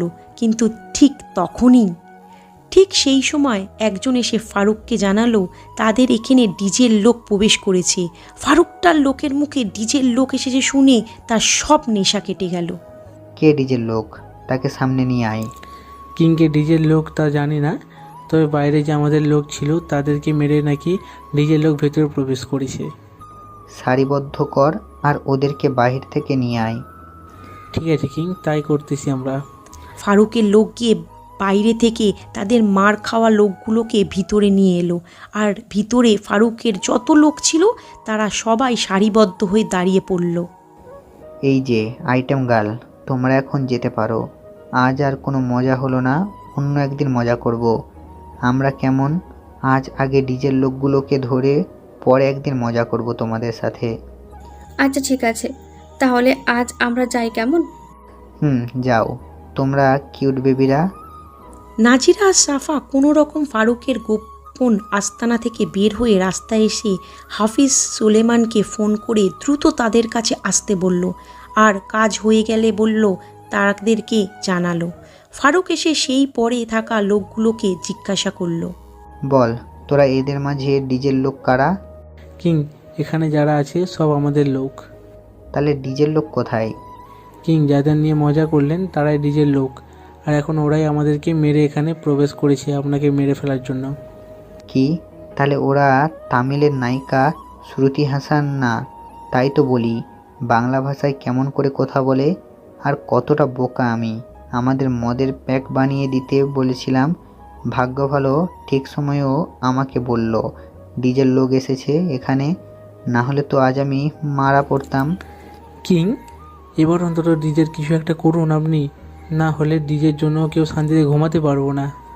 অবশ্যই, এবার তার কিছু একটা করতে হবে আমাদের। শোন, তোদের মধ্যে থেকে কিছু লোক ডিজের পেছনে লেগে থাক। ডিজে কোথায় কি করে, কোথায় যায়, কোথায় তার আস্তানা, সব আমাকে জানাবি। তারপর ডিজের অধ্যায় ইতি টানবো নিজ হাতে আমি। আপনি যেভাবে বলবেন সেভাবেই হবে কিং।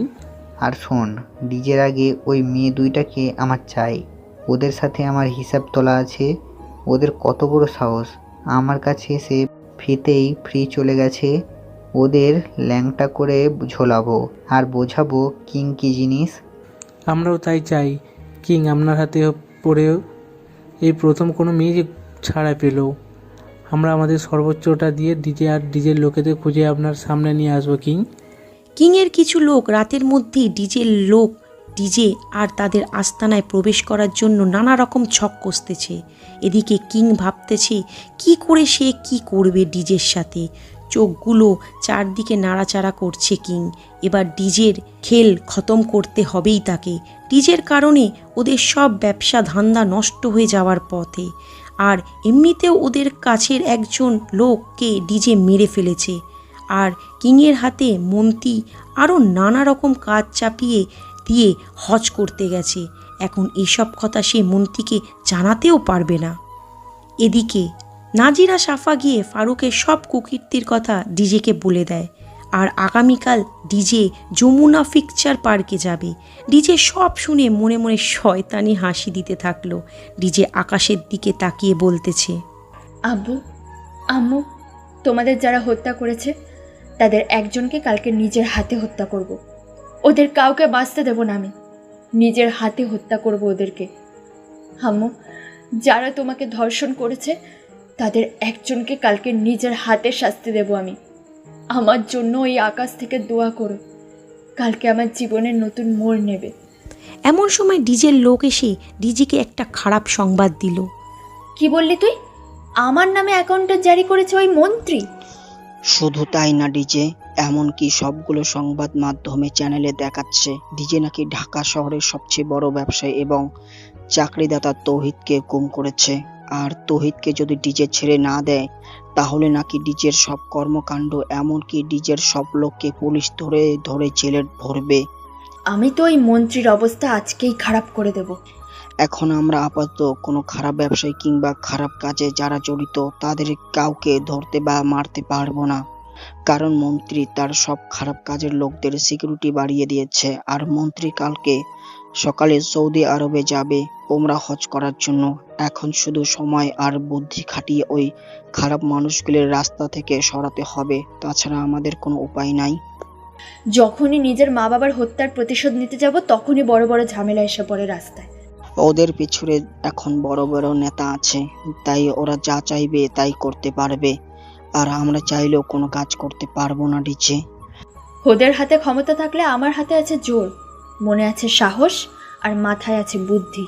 তাহলে এই বুদ্ধি খাটিয়ে ওদের শেষ করতে হবে ডিজে, তাছাড়া আমাদের হাতে আর কোনো রাস্তা খোলা নাই। ডিজে, আর একটা সমস্যা হয়ে গেছে। আবার কি সমস্যা হলো? ডিজে, ফারুক নাজিরা আর সাফাকে চিনে গেছে আর ফারুক ওর লোক লাগিয়ে দিয়েছে তোমার ঠিকানা বের করার জন্য। আর কখন কোথায় যাও কি করো, এমনকি ফারুক তোমাকে নাকি নিজ হাতে হত্যা করবে। এই ফারুককে তো কুত্তার মতো মৃত্যু দেব কালকে। আমার তো মাথার রক্ত টকবক করছে। ওই ব্যাটাকে তো দুনিয়ার সব থেকে খারাপ মৃত্যু উপহার দেব আমি। এখন এসব ছাড়ো, কালকে কি করে ফারুককে মারবে আর কোথায় মারবে তা কি করলে? এত ভাবাভাবির কি আছে? ও যখন যমুনা ফিউচার পার্ক থেকে বের হবে ঠিক তখনই আমরা ওর পিছু নেব আর জায়গা মতো ফারুককে অ্যাটাক করব। কিন্তু ফারুক আসবে কখন? ডিজে, ফারুক রাতে আসবে, ওর নাকি কি কাজ আছে সেখানে, তাও আবার গোপন কাজ। বুঝেছি, নিশ্চয়ই কোনো খারাপ ধান্দা করতে যাবে সে। তাই আগে থেকে আমাদের কয়েকজন লোক সেখানে উপস্থিত থাকবে, তাও সেলসম্যানের বেস ধরে। বুঝেছিস এবার তোরা? হ্যাঁ ডিজে, সব বুঝে গেছি। আর এখন থেকে সবাই সাবধানে থাকবি। আর এখন কোনো নতুন লোক দলে ঢোকাবি না। আর যাকে সন্দেহ হবে সোজা উপরে পাঠিয়ে দিবি, বলে দিলাম আমি। অবশ্যই ডিজে। ডিজের লোকেরা নিজেদের মতো চলে গেল আর ডিজে নিজের বাসায় চলে আসলো। পরের দিন রাতে কিং তার দলবল সহ যমুনা পিকচার পার্কে গেল আর সেখানে গিয়ে সে তার বিজনেস পার্টনারকে কিছু নেশা জাতীয় দ্রব্য দিল। এগুলো সব ডিজের লোক দেখলো। তারা ডিজেকে সব জানালো। ডিজে তাদেরকে বলল, ফারুক বের হওয়ার সাথে সাথে যেন সব নেশাদ্রব্য নষ্ট করে দিও। ডিজে ফারুকের জন্য নিচে অপেক্ষা করতে থাকলো। ফারুকের কাজ শেষ হলে সে নিচে চলে আসলো আর চারিদিকে ভালো করে দেখলো কোথাও ডিজের লোক বা ডিজে আছে কিনা। এদিকে ফারুক বের হওয়ার মাত্র ডিজের লোক সেই লোকগুলোকে ধরে নেশার সব জিনিসকে কেড়ে নিয়ে আগুন লাগিয়ে পুড়িয়ে ফেললো। ফারুক গাড়ি করে যাচ্ছে, তার পিছন পিছন ডিজের লোক আর ডিজে গাড়ি করে যাচ্ছে। দেখে মনে হবে দেশের কোন মন্ত্রী যাচ্ছে। আর সবগুলো গাড়ি অনেক দামি দামি। হঠাৎ ফারুক বুঝতে পারল তার পিছু কেউ নিয়েছে। তাই সে ড্রাইভারকে বললে দ্রুত সেই পথ ত্যাগ করে অন্য পথে গাড়ি নিয়ে যেতে। ফারুকের কথা শুনে ড্রাইভার গাড়ি অন্য পথে নিল। কিছু দূর যেতেই ফাঁকা জায়গা পেতেই ডিজে এবং ডিজের লোক ফারুকের গাড়ির দিকে বন্দুক তাক করে গুলি চালাতে শুরু করে দিল। অন্যদিকে ফারুকের লোকগুলো পিছন থেকে ডিজের গাড়িতে গুলি ছোড়া শুরু করে দিল। এখন ডিজে আর তার লোকেরা পড়ে গেল বিপদে, কারণ সামনে ফারুক আর তার পেছনে লোকগুলো ফারুকের লোক। এখন কাকে ছেড়ে কাকে ধরবে তারা? তাই ডিজে আর তার লোকেরা গাড়ি থেকে নেমে ফারুকের লোকেদের, মানে যারা পিছন থেকে ডিজের গাড়িতে গুলি মারছিল, তাদেরকে পাল্টা গুলি মারা শুরু করে দিল। ডিজে একাই পিছনের সব লোকেদেরকে গুলি করে মারতে থাকলো আর ডিজের সব লোক ফারুককে গুলি করে মারতে শুরু করলো। ডিজে ফারুকের অনেক লোককে মেরে ফেললো। বিপদ যখন খুব কাছে আর যখন ফারুক বুঝতে পারল এখানে থাকলে তার মৃত্যু অনিবার্য, তাই সে গোপনে গাড়ি করে পালিয়ে গেল। পালিয়ে যাওয়ার আগে ফারুক ডিজের কিছু লোককে মেরে ফেলে গেল। ডিজে তো এদিকে একাই ফারুকের লোকদের প্রায় মেরে ফেলেছে। যখন পিছনে ফিরে দেখলো কেউ নাই, তখন ডিজের পায়ের রক্ত মাথায় উঠে গেল। এদিকে বেচারা শামীম সারাদিন অনেক খাটাখাটনির পর এই একটু ঘুমিয়েছে। হঠাৎ গুলির শব্দে ঘুম থেকে জেগে ওঠে। আর শামীম যেহেতু দোকানেই থাকে, তাই শামীমের মনে ভয় ঢুকে গেল, না জানি এখানে কেউ বোম মেরে পালিয়ে যায়। তাই শামীম দোকানের পিছন দিকে দিয়ে বাইরে আসলো। বাইরে এসেই ডিজে আর ফারুকের লোকেদের হাতে কাছে পড়ে গেল। দুই দিক থেকে গুলি তার মাথার উপর দিয়ে যাচ্ছে। হঠাৎ গুলি করা দুই দিক থেকে বন্ধ হলো।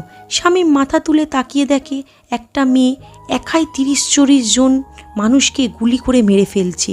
আর মেয়েটা দেখতেও অনেক সুন্দর, কিন্তু পুরো চেহারা যেন আগুনের গোলা। মেয়েটা লোকগুলোকে গুলি মারা বন্ধ করে অন্যদিকে তাকিয়ে দেখছে আর হাতে থাকা পিস্তলটা দিয়ে অন্য হাতের তালুতে বাড়ি মারছে আর বিড়বিড় করে কী যেন বলছে। হঠাৎ সেই লোকগুলোর মধ্যে থেকে একজন সেই মেয়েটাকে, মানে ডিজে গুলি মারছিল। আর সেই সময় শামীম জোরে চিৎকার করে, এই যে আগুনের গোলা, সরে যান, গুলি লাগবে, সরে যান, আপনি সরে যান। কিন্তু ডিজে শামীমের কথা শুনল না আর লোকটাও ডিজের দিকে গুলি মেরে দিল। শামীম আর সেখানে দাঁড়িয়ে থাকতে না পেরে দৌড়ে ডিজের দিকে গেল ডিজেকে সরিয়ে দিতে, কিন্তু ডিজেকে সরাতে পেরেছে শামীম আর নিজেকে পিস্তলের গুলি থেকে বাঁচাতে পারেনি শামীম। শামীমের এমন পাগলামি দৌড় দেখে প্রথমে ডিজের লোকরা কিছুটা ভয় পেয়ে যায়, কিন্তু হঠাৎ যখন দেখলো শামীম ডিজেকে সরিয়ে দিয়ে নিজেই মাটিতে পড়ে গেছে, তখন বুঝতে পারল ফারুকের লোক ডিজের দিকে গুলি মারছিল। তাই সবাই মিলে ফারুকের লোকের দিকে গুলি মারা শুরু করে দিল। এই সোলেমান, হাফিজ, সাফার সাথে ওদের কাউকে বাঁচতে দিবি না। সবগুলোকে আজ এখানে মেরে ফেলবি, শুধু দুজনকে বাদে। ওই দুজনকে ধরে আমার কাছে নিয়ে আসবি। আচ্ছা ডিজে, বলতে হবে না। এই তোরা চারদিক থেকে শালাদেরকে ঘিরে ফেল। ডিজের লোকেরা ডিজের কথা মতো ফারুকের লোকেদেরকে গুলি মারা শুরু করে দিল আর তাদেরকে চারিদিক থেকে ঘিরে ফেলল। একে একে ফারুকের সব লোক মরে গেল, শুধু 2টা লোক বাদে। ডিজের লোকেরা ফারুকের ওই 2জন লোককে ডিজের কাছে নিয়ে আসলো। ওই শালারা, বল ফারুককে এখন কোথায় পাবো আমি? জানি না কিছুই। আমরা কিং কোথায় কেমন করে বলবো আমরা? সোজা আঙ্গুলে ঘি উঠবে না দেখছি। এই সাথে এদের একটাকে ধরে মেরে ফেল, তা না হলে দেখছি কিছুই হবে না। সাথে সাথে সাথে 2জনের একটাকে গুলি করে মেরে ফেলল, আর পরের জন ভয়ে থরথর করে কাঁপছে আর মাটিতে বসে থাকা অবস্থায় পিছন দিকে পিছিয়ে যাচ্ছে। তো বল ফারুককে কোথায় পাবো? আমি সত্যি কিছু জানি না কোথায় আছে এখন কিং। এই সাথী, বলতেছি আমাকে মারবেন না। ডিএসও বলতেছি আমি, ফারুক এখন ওর বউয়ের কাছে যাবে, আর আসতে নেই আসবে না। আর ওর বাসার ঠিকানা হচ্ছে এটা। আমাকে এবার ছেড়ে দিন ডিজে, আমাকে মারবেন না। এবার বল আমাকে লক্ষ্য করে কটা গুলি মেরেছিলি? 5টা ডিজে। কেন, কি হয়েছে?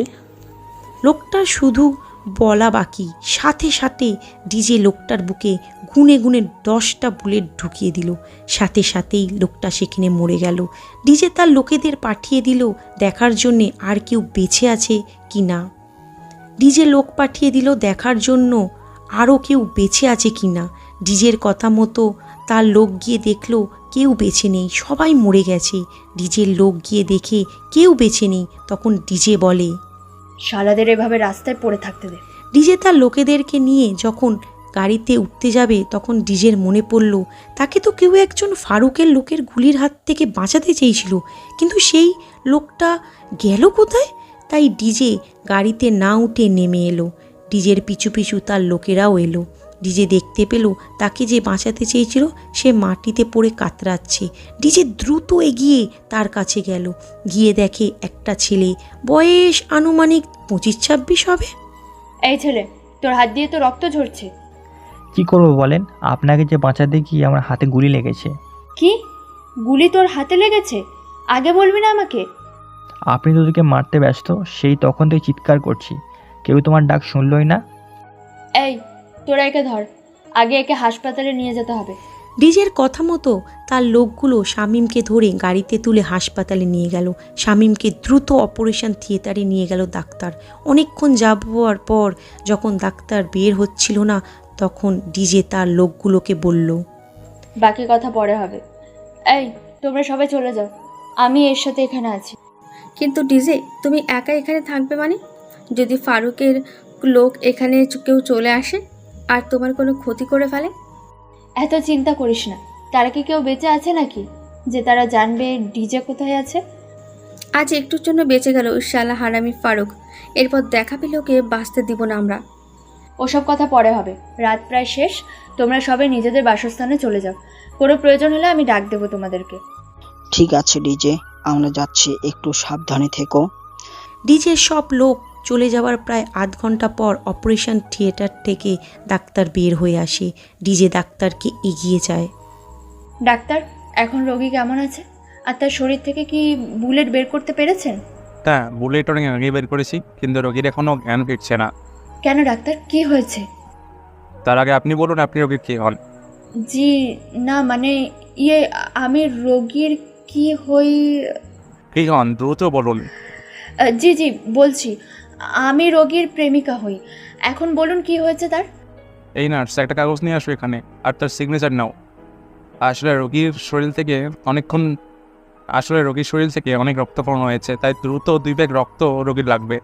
তা না হলে রোগীকে বাঁচানো অসম্ভব হয়ে যাবে। তাই আমরা রোগীর রিলেটিভকে খুঁজছি। যদি যাদের কারো রক্তের সঙ্গে রোগীর রক্ত মিলে যায় তাহলে তার শরীর থেকে রক্ত দেবো আমরা।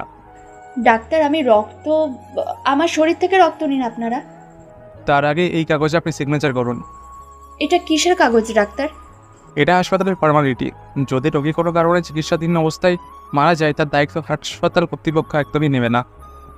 দিন, আমি সিগনেচার করছি। ডিজে কাগজে সিগনেচার করে 2 ব্যাগ রক্ত দিল, আর ডাক্তার নার্স দুটো সেই রক্ত শামীমের শরীরে দিল। অপারেশন থিয়েটার থেকে ডাক্তার বের হতে হতে ফজরের আজান দিয়ে দিল আর শামীমকে কেবিনে শিফট করে দিল। ডিজে শামীমের পাশে একটা চেয়ার টেনে বসে সেখানে ঘুমিয়ে গেল। আর এ সময় রোগীর পাশে কারো দরকার হতে পারে, কারণ বলা মুশকিল কখন রোগীর কিসের প্রয়োজন হতে পারে। এদিকে ফারুক প্রাণে বেঁচে ফিরলেও তার খুব রাগ উঠে যায়, কারণ তার লোকগুলোকে এত করেও সতর্ক করার পর কেন তারা কিছু করতে পারল না, আর কেনই বা জানালো না পিছনে ডিজে তার লোকেদেরকে নিয়ে পিছু নিয়েছে। এর মাঝে প্রাণে বেঁচে ফিরে কিছু লোক কিংয়ের কাছে ফিরে আসলো। কিং, ডিজে আমাদের সব লোকগুলোকে কুকুরের মতো মেরে রাস্তায় ফেলে রেখেছে। কি ডিজে আমার সব লোকগুলোকে মেরে ফেলেছে? কিং, এবার কিছু করুন। আজ ওদেরকে মেরেছে, কালকে আমাদেরকেও মারতে পারে। না, এটা কোনোদিন হতে দিব না আমি। এখন থেকে আমার মূল টার্গেট ডিজে। যতক্ষণ পর্যন্ত ডিজেকে মারতে পারবো না ততক্ষণ পর্যন্ত অন্য কোনো কাজ করব না আমি। কি হলো, এখন কি করব আমরা সবাই? এখন থেকে সবাই ডিজেকে খোঁজা শুরু করে দে। আমার ডিজেকে লাগবে, কিন্তু তার আগে খুঁজে বের কর কে আমার সংবাদ দিল আমি যমুনা ফিউচার পার্কে গেছি। কে আর দিবে? ডিজের লোক যে আমাদের আস্থানে এসেছিল তারা নিশ্চয়ই। আর কিং, আরও একটা খারাপ সংবাদ আছে। আবার নতুন করে কি হলো? কিং, ডিজের লোকেরা আমাদের সব নেশাদ্রব্য আগুনে পুড়িয়ে দিয়েছে, আর যমুনা ফিচার পার্কে যে আমাদের লোকগুলো ছিল তাদেরকেও মেরে ফেলেছে। না, এভাবে আর চলতে দেওয়া যাবে না। এবার ডিজের কিছু একটা করতে হবে। আজ যদি ডিজেকে মারতে পারতাম তাহলে আমার থেকে বেশি সুখী আর কেউ হতো না। ডিজে তো প্রায় মরতে গিয়েছিল আমাদের লোকেদের হাত গুলিতে, কিন্তু কোথায় থেকে যে একটা ছেলে এসে নিজের জীবনের পরোয়া না করে ডিজেকে সবাই গুলির হাত থেকে রক্ষা করে। এভাবে হাসছেন কেন কিং? এই কারণে হাসতেছি, ডিজের মৃত্যু আমার হাতে লেখা বলে, তাই সে প্রাণে বেঁচে গেছে। এখন থেকে সবাই খোঁজ লাগা ডিজে কোথায় থাকে আর কি করে। আমি নিজে হাতে ডিজেকে মেরে ফেলতে চাই। তাই হবে কিং, আপনি যা বলেন। শোন, আজকের ঘটনা যেন কোনো কাকপক্ষীও না জানে, এমনকি মন্ত্রীও যেন না জানে কোনো কিছু। মন্ত্রী এসব জানলে আমাদের সমস্যা হতে পারে, আমাদের ধান্দার মাঝে ব্যাঘাত ঘটতে পারে। ঠিক আছে কিং, কেউ কিছু জানবে না। আর আমরা আজ রাত থেকেই ডিজের খোঁজে লাগছি। কিংয়ের লোকেরা ডিজের খোঁজ করার জন্য রাতের মধ্যেই বেরিয়ে পড়ল। ফারুক তার সব জায়গায় লোকেদেরকে ফোন করে কিংয়ের খোঁজ খবর নিতে বলল, আর তাকে যেভাবে পাবে সেখানেই যেন তাকে ধরে নিয়ে কিংয়ের কাছে আসে। এদিকে সকালে শামীমের জ্ঞান ফেরে। শামীম চোখ খুলে দেখে যাকে সে বাঁচিয়েছে সে ভেজা কাপড় দিয়ে শামীমের শরীর মুছে দিচ্ছে। হঠাৎ খেয়াল হলো শামীমের প্যান্ট নাই, তার গায়ের জামাও খোলা, শুধু একটা চাদর শামীমের শরীরে আছে। এবার শামীম অনেকটা লজ্জা পেল। না জানি সে মেয়েটা শামীমের শরীরের কি দেখেছে। আল্লাহ বাঁচাও, এবার কলির সামনে মুখ নিয়ে দাঁড়াবে কি করে শামীম? এই আপনি এসব কি করছেন? আমাকে শেষে কি না বস্ত্রহীন করে দিলেন? আরে তোর জ্ঞান ফিরলো কখন? এখন কেমন লাগছে তোর? আরে রাখেন তো, কেমন লাগা। তার আগে বলুন আপনি আমার কি দেখেছেন? মানে আমি আপনার আবার কি দেখব? হ্যাঁ, জানি না, মনে হয় কি দেখে নাই। আপনি আমার অনুমতি ছাড়া কেমন করে আমার শরীরে কাপড় খুলে ফেললেন? ও, এই কথা আগে বলবি না? আমি তো তোর সব কিছু দেখেছি। কি সব কিছু দেখে ফেলেছেন আপনি? চুপচাপ শুয়ে থাক, কোনো কথা বলবি না। আর একটু বাকি আছে। আর কি বাকি আছে? তোর শরীর মুছে দেওয়ার। এই, তুই এত নোংরা কেন? দেখে তো মনে হয় না গোসল করিস কখনো। আর এসব কি কাপড় পরিস তুই? ছি, আমারই তো বমি আসছিল। বললেই হলো গোসল করি না? প্রতিদিন গোসল করি আমি, আর এসব পোশাক শহরে আসার পর থেকে পরি আমি। এমন সময় নার্স শামীমের কেবিনে ঢুকলো। শামীমের জ্ঞান ফেরা দেখে নার্স ডাক্তারকে ডেকে আনলো। ডাক্তার এসে শামীমের পালস চেক করতে লাগলো। ডিজে নার্সকে কেবিনে রেখে শামীমের জন্য খাবার আর ভালো পোশাক আনতে গেল। মনে মনে ডিজে ভাবছে, দুনিয়ায় এখনও অনেক বোকা মানুষ থাকে, তা এই ছেলেকে না দেখলে বোঝাই যেত না। ডিজে নার্স শামীমের হাতে লাগানো স্যালাইনটা খুলে দিল আর শামীমকে বলল, ভাগ্যগুণে এমন প্রেমিকা জুটে, বুঝলেন? যেখানে ঘরের বউ কারো এত খেদমত করে না, সেখানে আপনার প্রেমিকা আপনার কত খেয়াল রাখলো। আপনি তো কাকে বলছেন চাচি? ওই মিয়া, আমাকে দেখে কি তোর চাচি মনে হয়? এখনো আমার বিয়ে হয়নি আর সে বলতেছে চাচি। আপনার মতো বয়সে মহিলারা তো আমাদের গ্রামে 4-5টা বাচ্চার মা, আর আমি সেই পিচ্চিগুলোর সাথে খেলা করি? ওই বেটা, আমাকে কি মেয়ে মনে হয় না? মহিলা বলিস? আমার বয়স সবে মাত্র 32, এখনো মনের মতো কাউকে পাইনি বলে বিয়ে করি নাই, আর সে বলে কি না 4-5 বাচ্চার মা আমার মতো মেয়ে তাদের গ্রামে। আপনার বয়স এত হয়ে গেছে, দ্রুত বিয়ে করে নেন ফুফু, তা না হলে স্বামীকে দেওয়ার মতো কিছুই থাকবে না আপনার। ওই বেটা, এবার কিন্তু বেশি বলে ফেলতেছিস। আমি তো কোন কালের ফুপু লাগি রে? একটু আগে না বলেন আপনার বিয়ে হয়নি, বয়স 32, তাই বললাম। চাচি ডেকে আর লাভ কি, ফুফুই ডাকি। আর ওইসব বিয়ে করেন, তারপর বুঝবেন। আর কিসের কি দেওয়ার কথা বলিস স্বামীকে? তোর যে তোর প্রেমিকা অনেক ভালো, কত সুন্দর করে আপু ডাকে। যা বাবা, কে আমার প্রেমিকা? কে আবার? যে তোর সেবা যত্ন করলো এতক্ষণ, সে নিজের শরীর থেকে 2 ব্যাগ রক্ত দিছে তোকে। ওয়ার্ড বয়কে ডেকে তোর শরীরের কাপড় খুলে নিছে, তার শরীরের কাপড় দিয়ে কত সুন্দর করে মুছে দিল। বারবার ডাক্তারের কাছে গেল, কেন তোর জ্ঞান ফিরে না? আর বেটা তুই বলিস কিনা কে তোর প্রেমিকা? তার মানে উনি আমার শরীরের কাপড় খোলে নাই? না। আল্লাহ, তোমার কাছে 1000বার শুক্রিয়া, এবারের মতো ইজ্জত বাঁচিয়ে দিয়েছো। নিজের ফুফু নাই তো কি হয়েছে, এই ফুফু তো আমার অনেক বড় উপকার করলো। কি তুই আবার আমাকে ফুফু ডাকিস?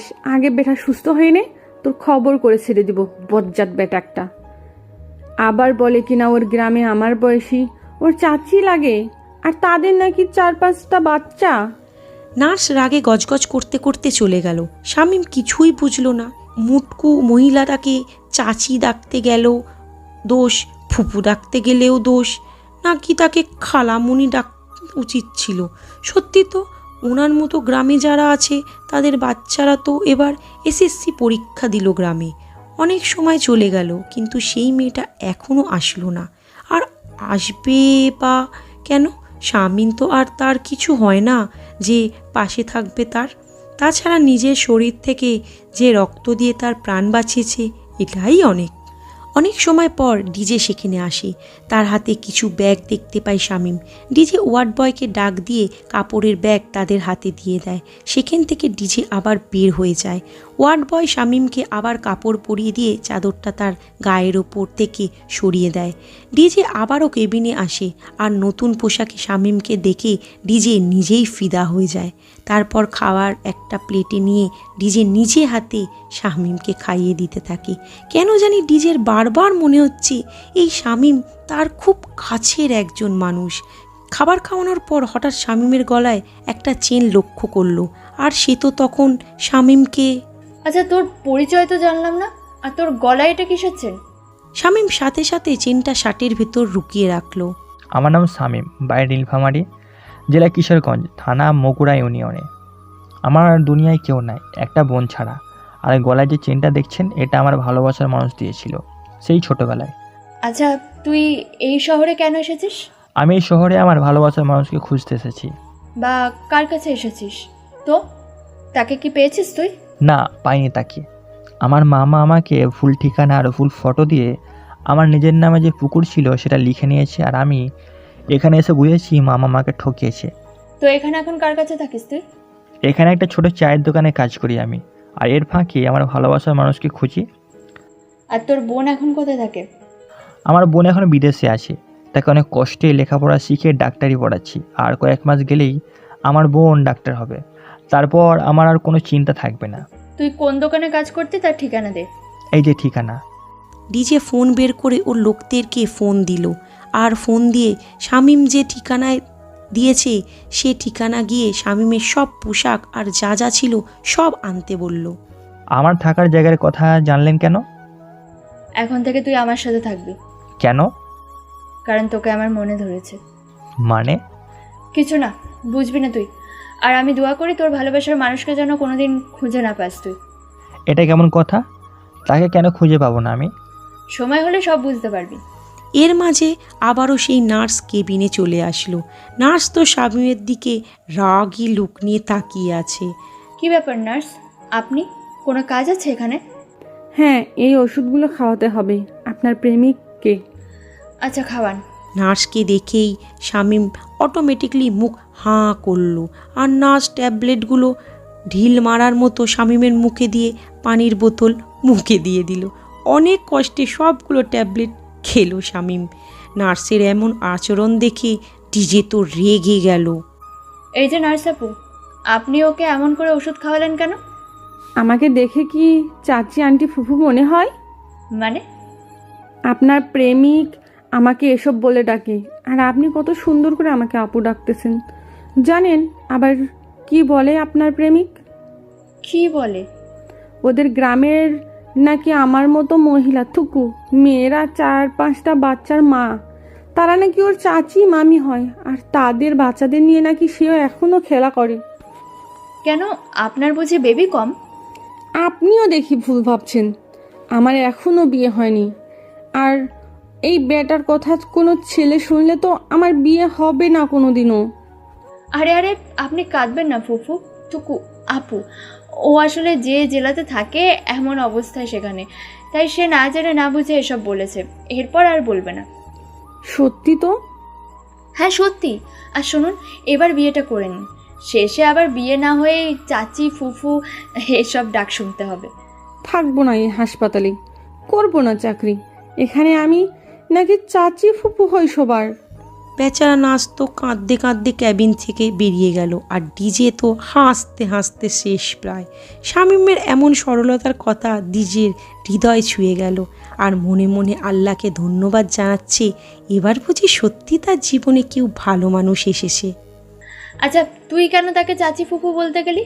তাকে দেখে কি তোর চাচি ফুফু মনে হয়? বারে, তার বয়স 30+, আর কি চাচির বয়সী না? আমাদের এলাকাতে তো 30 বছর ছেলেরা 15-16 বছরের মেয়েদের বিয়ে করে, আর তাদের সত্যি সত্যি 3-4টা বাচ্চা হয়। এ চুপ কর, আর হাসাস না আমাকে। তুইও বিয়ে করলে তোরও তো 2-3টে বাচ্চা থাকতো এতদিনে, তাহলে কি তোকেও কেউ চাচা ডাকে? ডাকে তো, চাচা মামা বলে। ওই যে চাচিদের বাচ্চারা বিয়ে করেছে, তাদেরও আবার বাচ্চা হয়েছে। হায় রে গাধা রে, বলি কি বোঝে কি। আচ্ছা, তুই বিয়ে কবে করবি? যেদিন আমার ভালোবাসার মানুষকে পাবো সেদিনই। ধুর, এটা কোনো কথা হলো নাকি? মনে কর তাকে পেলি না, তাহলে কবে বিয়ে করবি? আমার বোন বড় ডাক্তার হয়ে ফিরে আসলে তখন বিয়ে করব, যদি আমার ভালোবাসার মানুষ না পায় বা সে অন্য কারো হয়। হ্যাঁ, এবার ঠিক আছে। আচ্ছা, আপনি নিশ্চয়ই পুলিশ না হলে সেনাবাহিনীতে চাকরি করেন, তাই না? কেন বলতো? না মানে, যেভাবে একাই এতগুলো গুন্ডাকে মারলেন তাতে তো তাই মনে হয়। আচ্ছা এবার বল, আমাকে বাঁচালি কেন? বারে, বাঁচাবো? আপনি নিজে দেশের মানুষের লড়াই করছেন, আপনাকে বাঁচাবো না তো কাকে বাঁচাবো? দেশের মানুষের জন্য লড়াই করি, তুই বুঝলি কেমন করে? দেশের পুলিশ মেয়েরা তো এভাবে লড়াই করে, আমি শুনেছি। আমি পুলিশ, তুই তাতেই বুঝে গেলি? যদি তুই মরে যেতি তখন কি হতো? যেখানে আমার সামনে পিছনে কোনো মানুষ নাই, সেখানে দেশের জন্য লড়াই করা মানুষের জন্য জীবন গেলেও আমার কোনো আপত্তি নাই। সত্যি তুই একটা বোকা, সত্যি তুই একটা বোকা। কাজেই তোকে তোর মামা ঠকিয়েছে। সবাই বলে আমি বোকা, কিন্তু আমি অনেক চালাক। প্রায় 17 দিনের মতো শামীম হাসপাতালে ছিল, আর এই 17 দিন ডিজে কোনো কাজ করে নাই। সব সময় সে শামীমের পাশে থেকেছে, শামীমের সেবা যত্ন করেছে। ডিজের লোকেরা আসলে তাদেরকে ডিজে শামীমের কেবিনে নিয়ে যায়নি। শামীম সুস্থ হবার পর ডিজে শামীমকে তার বাসায় নিয়ে যায়। শামীমের সরলতা, তার কথাবার্তা শুনে ডিজে মুগ্ধ হয়ে যায়। কেন জানি আলাদা একটা অনুভূতি ডিজের হৃদয়ে জাগে। তাই তো ডিজে নিজের বাসায় নিয়ে যায় তাকে। বাসায় যাওয়ার আগে ডিজে আর শামীম নার্সের সাথে আরও অনেক মজা করে, এমনকি নার্সকে তারা বুড়িও বলে, তার নাকি কোনো দিন বিয়েও হবে না, এমন কথাও বলে তারা। ডিজে শামীমকে তার নিজের বাসায় নিয়ে যাওয়ায় ডিজের লোকেরা একটু মন খারাপ হয়ে যায়। এতদিন থেকে তারা ডিজের সাথে কাজ করছে, কই কোনো দিন তো ডিজে তাদের কাউকে ওর বাসায় নিয়ে গেল না বা থাকতেও দিল না। তবুও সবাই ডিজের সিদ্ধান্ত হাসি মুখে মেনে নেয়। এদিকে ফারুকের লোক অনেক খুঁজেও ডিজের সন্ধান বের করতে পারে না। অবশেষে জানতে পারে ডিজে কোন এক হাসপাতালে ছিল, কিন্তু আগে জানলে কিংবা তার লোক ডিজের অধ্যায় ক্লোজ করে দিত। এবার বল, ডিজে কোথায় আছে? কিং, ডিজে তো এখন আস্তানায় আছে। এখন আপনি বলেন কি করব আমরা? কি আর করবি, আজ রাতেই সবাই বেরিয়ে পড়বো ডিজেকে মারার জন্য। কিন্তু আজ রাতেই কেন কিং? কারণ ডিজে এখন মনে করছে আমরা তাকে খুঁজতেছি না বা তার কোনো শত্রু নাই, আর এটাই উপযুক্ত সময় ডিজের আস্তানায় আক্রমণ করার। তাহলে ঠিক আছে কিং, আমরা সবাই তৈরি। এদিকে ডিজে তার লোকেদের নিয়ে বসেছে, কিন্তু কারো মুখে তেমন হাসি নেই আর সবার মন খারাপ দেখছে। কিন্তু ডিজে এর কিছুই বুঝলো না, কেন এরা সবাই এমন করছে আজ। কি হয়েছে হাফিজ, এভাবে সবাই মন খারাপ করে আছো কেন? না মানে ওই তো নাজিরা, সাফা, সুলেমান, সাথী, এরা জানে। কি হয়েছে বল। না ডিজে, তেমন কিছু না। এতদিন থেকে তোমার সাথে কাজ করতেছি, তোমার সাথে কাজ করতে গিয়ে অনেকের জীবন চলেও গেছে। তো কি হয়েছে? না ডিজে, বেয়াদবি মাফ করবে। আমরা এতদিন থেকে কাজ করেও তোমার বাসায় কখনো কোনো দিন শত বিপদ পড়লেও থাকতে পারি নাই। আর সেদিন কোনো একটা পরিচয় ছাড়া ছেলে এসে তোমাকে গুলের হাত থেকে রক্ষা করলো। সে এখন তোমার বাসায় থাকে। এতদিন তার সেবা যত্ন করলে, কাজকর্ম সব বন্ধ রাখলে, এটা কি তার যথেষ্ট ছিল না? তুমি কেন তাকে তোমার বাসার জায়গা দিলে? কই আমাদের বেলায় তো এমন কিছু হয় না। আমরাও তো তোমার জন্য কাজ করি, তোমার জন্য তো আমরাও জীবন দিতে পারি। তার মানে তোমরা সবাই আমার বাসা থাকতে না পেরে এভাবে কথা বলছো আর এমন করে মন খারাপ করে আছো। ডিজে, কথা সেটা নয়, কথা হচ্ছে এতদিনও কি আমাদের মাঝ থেকে কেউ তোমার বিশ্বাস অর্জন করতে পারি নাই? এটা কেমন কথা? সবাই ভালো করে জানো তোমরা সবাই আমার আপন। তাহলে আমার তোমার কাজ করেও কেন তোমার সাথে থাকতে পারি না একই বাসায়? শোন, আমার জীবনের কোনো নিশ্চয়তা নেই। শত্রুরা যেভাবে ওত পেতে আছে, যে কোনো মুহূর্তে মরে যেতে পারি আমি। তাই চাই না আমার সাথে সাথে তোমরাও কেউ। আমার জীবনের কোনো নিশ্চয়তা নেই। শত্রুরা যেভাবে ওত পেতে আছে, যে কোনো মুহূর্তে মরে যেতে পারি আমি। তাই চাই না আমার সাথে সাথে তোমরাও কেউ মরো। আমি চাই আমি মরে গেলে তোমাদের মাঝ থেকে যে কেউ যেন লিড দেয় আর সব অপকর্মের বিরুদ্ধে লড়াই করে। তাহলে ওই ছেলেটা কেন তোমার বাসায়? জীবনে প্রথম কেউ তার নিজের জীবনে পরোয়া না করে আমাকে বাঁচিয়েছে। দ্বিতীয় কথা হলো, সে আমাকে পুলিশ মনে করে। জীবনে প্রথম কেউ বলল আমি নাকি দেশের মানুষের জন্য কাজ করি। সবচেয়ে বড় কথা, তার সরলতা থাকার জায়গা নেই বলেই আমি তাকে ঠাঁই দিয়েছি। তার চেয়েও বড় কথা, আমি তাকে পছন্দ করি আর তাকে ভালোবাসি। কি? তাকে ভালোবাসোই কয়দিনে? তাহলে তোমার হারিয়ে যাওয়া ভালোবাসার মানুষ বিট্টুর কি হবে? ওই বেইমানের নাম কেউ আমাকে বলবি না। তার কারণে আমার পরিবার শেষ হয়ে গেছে। তাকে পেলে তো আমি নিজের হাতে জবাই দেব। সরি ডিজে, বুঝতে পারিনি আমরা কেউ, আমাদের ক্ষমা করে দিও। আরে এখানে ক্ষমা চাওয়ার কি আছে? এখন ফারুকের খবর আমাকে দে, সে এখন কোথায় আছে, আর আমি তাকে নিজের হাতে মারতে চাই। ডিজে, এই কদিনে ফারুক কোনো অকর্ম করে নেই, আর তার খোঁজ আমরা কেউ জানি। তবে হ্যাঁ, সে তার আস্তানায় আছে। এখন আর ওকে বাঁচতে দেওয়া যাবে না। সময়ের চেয়ে সে অনেক বেশি সময় পার করেছে বেঁচে থাকা। ডিজে তার লোকেদের সাথে ফারুকের বিষয়ে কথা বলছে। ঠিকই সেই সময় ফারুক তার দলবল নিয়ে হাজির ডিজের আস্তানায়।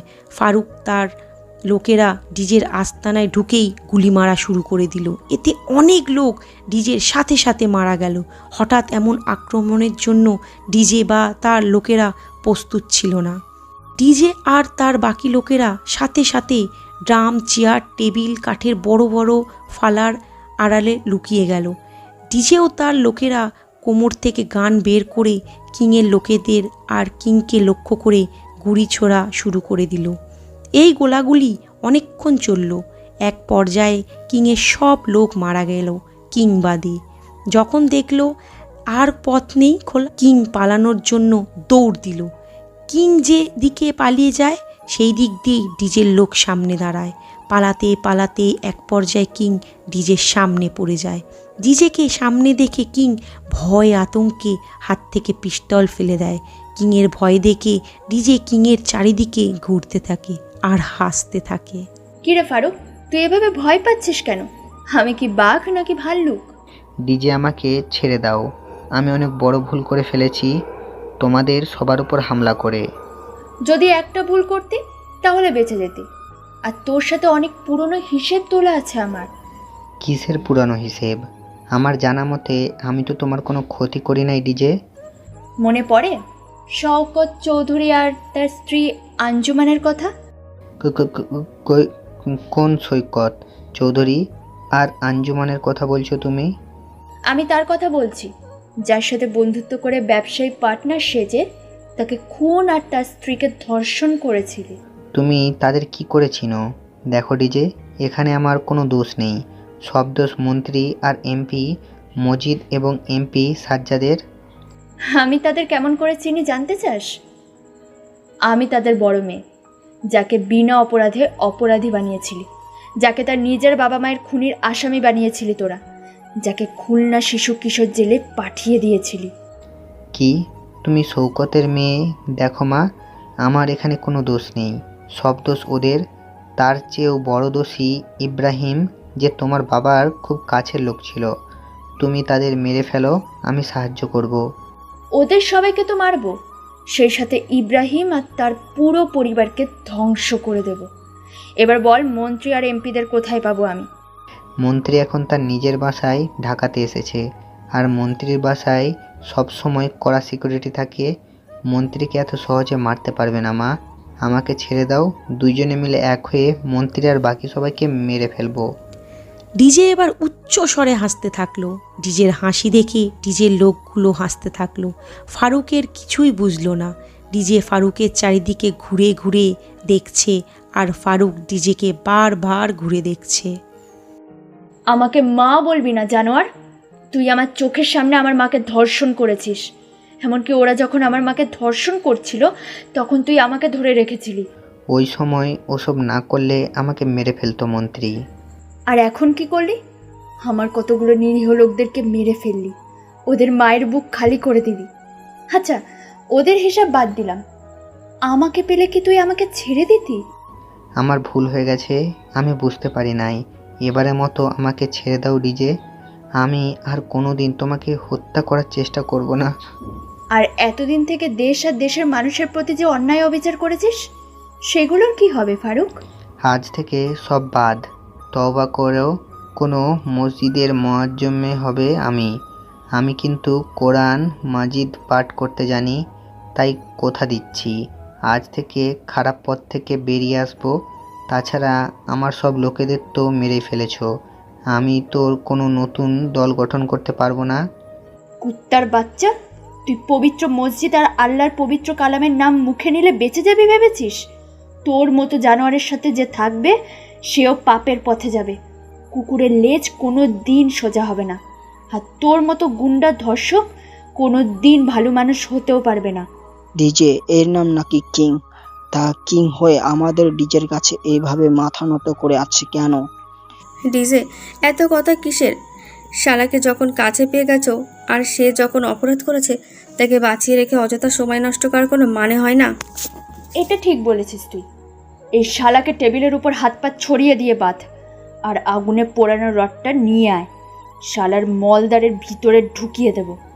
না ডিজে, এটা তুমি করতে পারো না আমার সাথে, আমি কোনো অন্যায় করি নাই, সব দোষ ওদের সবার, আমি নির্দোষ, আমাকে ছেড়ে দাও। ডিজে আর কোনো কথা না বললে একটা চেয়ার টেনে টেবিলের সামনে বসে পড়ল। ডিজের লোকেরা ফারুককে ধরে টেবিলের উপর হাত পা ছড়িয়ে দিয়ে মোটা রশ্মি দিয়ে ফারুককে বেঁধে ফেলল। কি হলো? আগুনে পোড়ানো রড আনতে এত সময় লাগে কেন?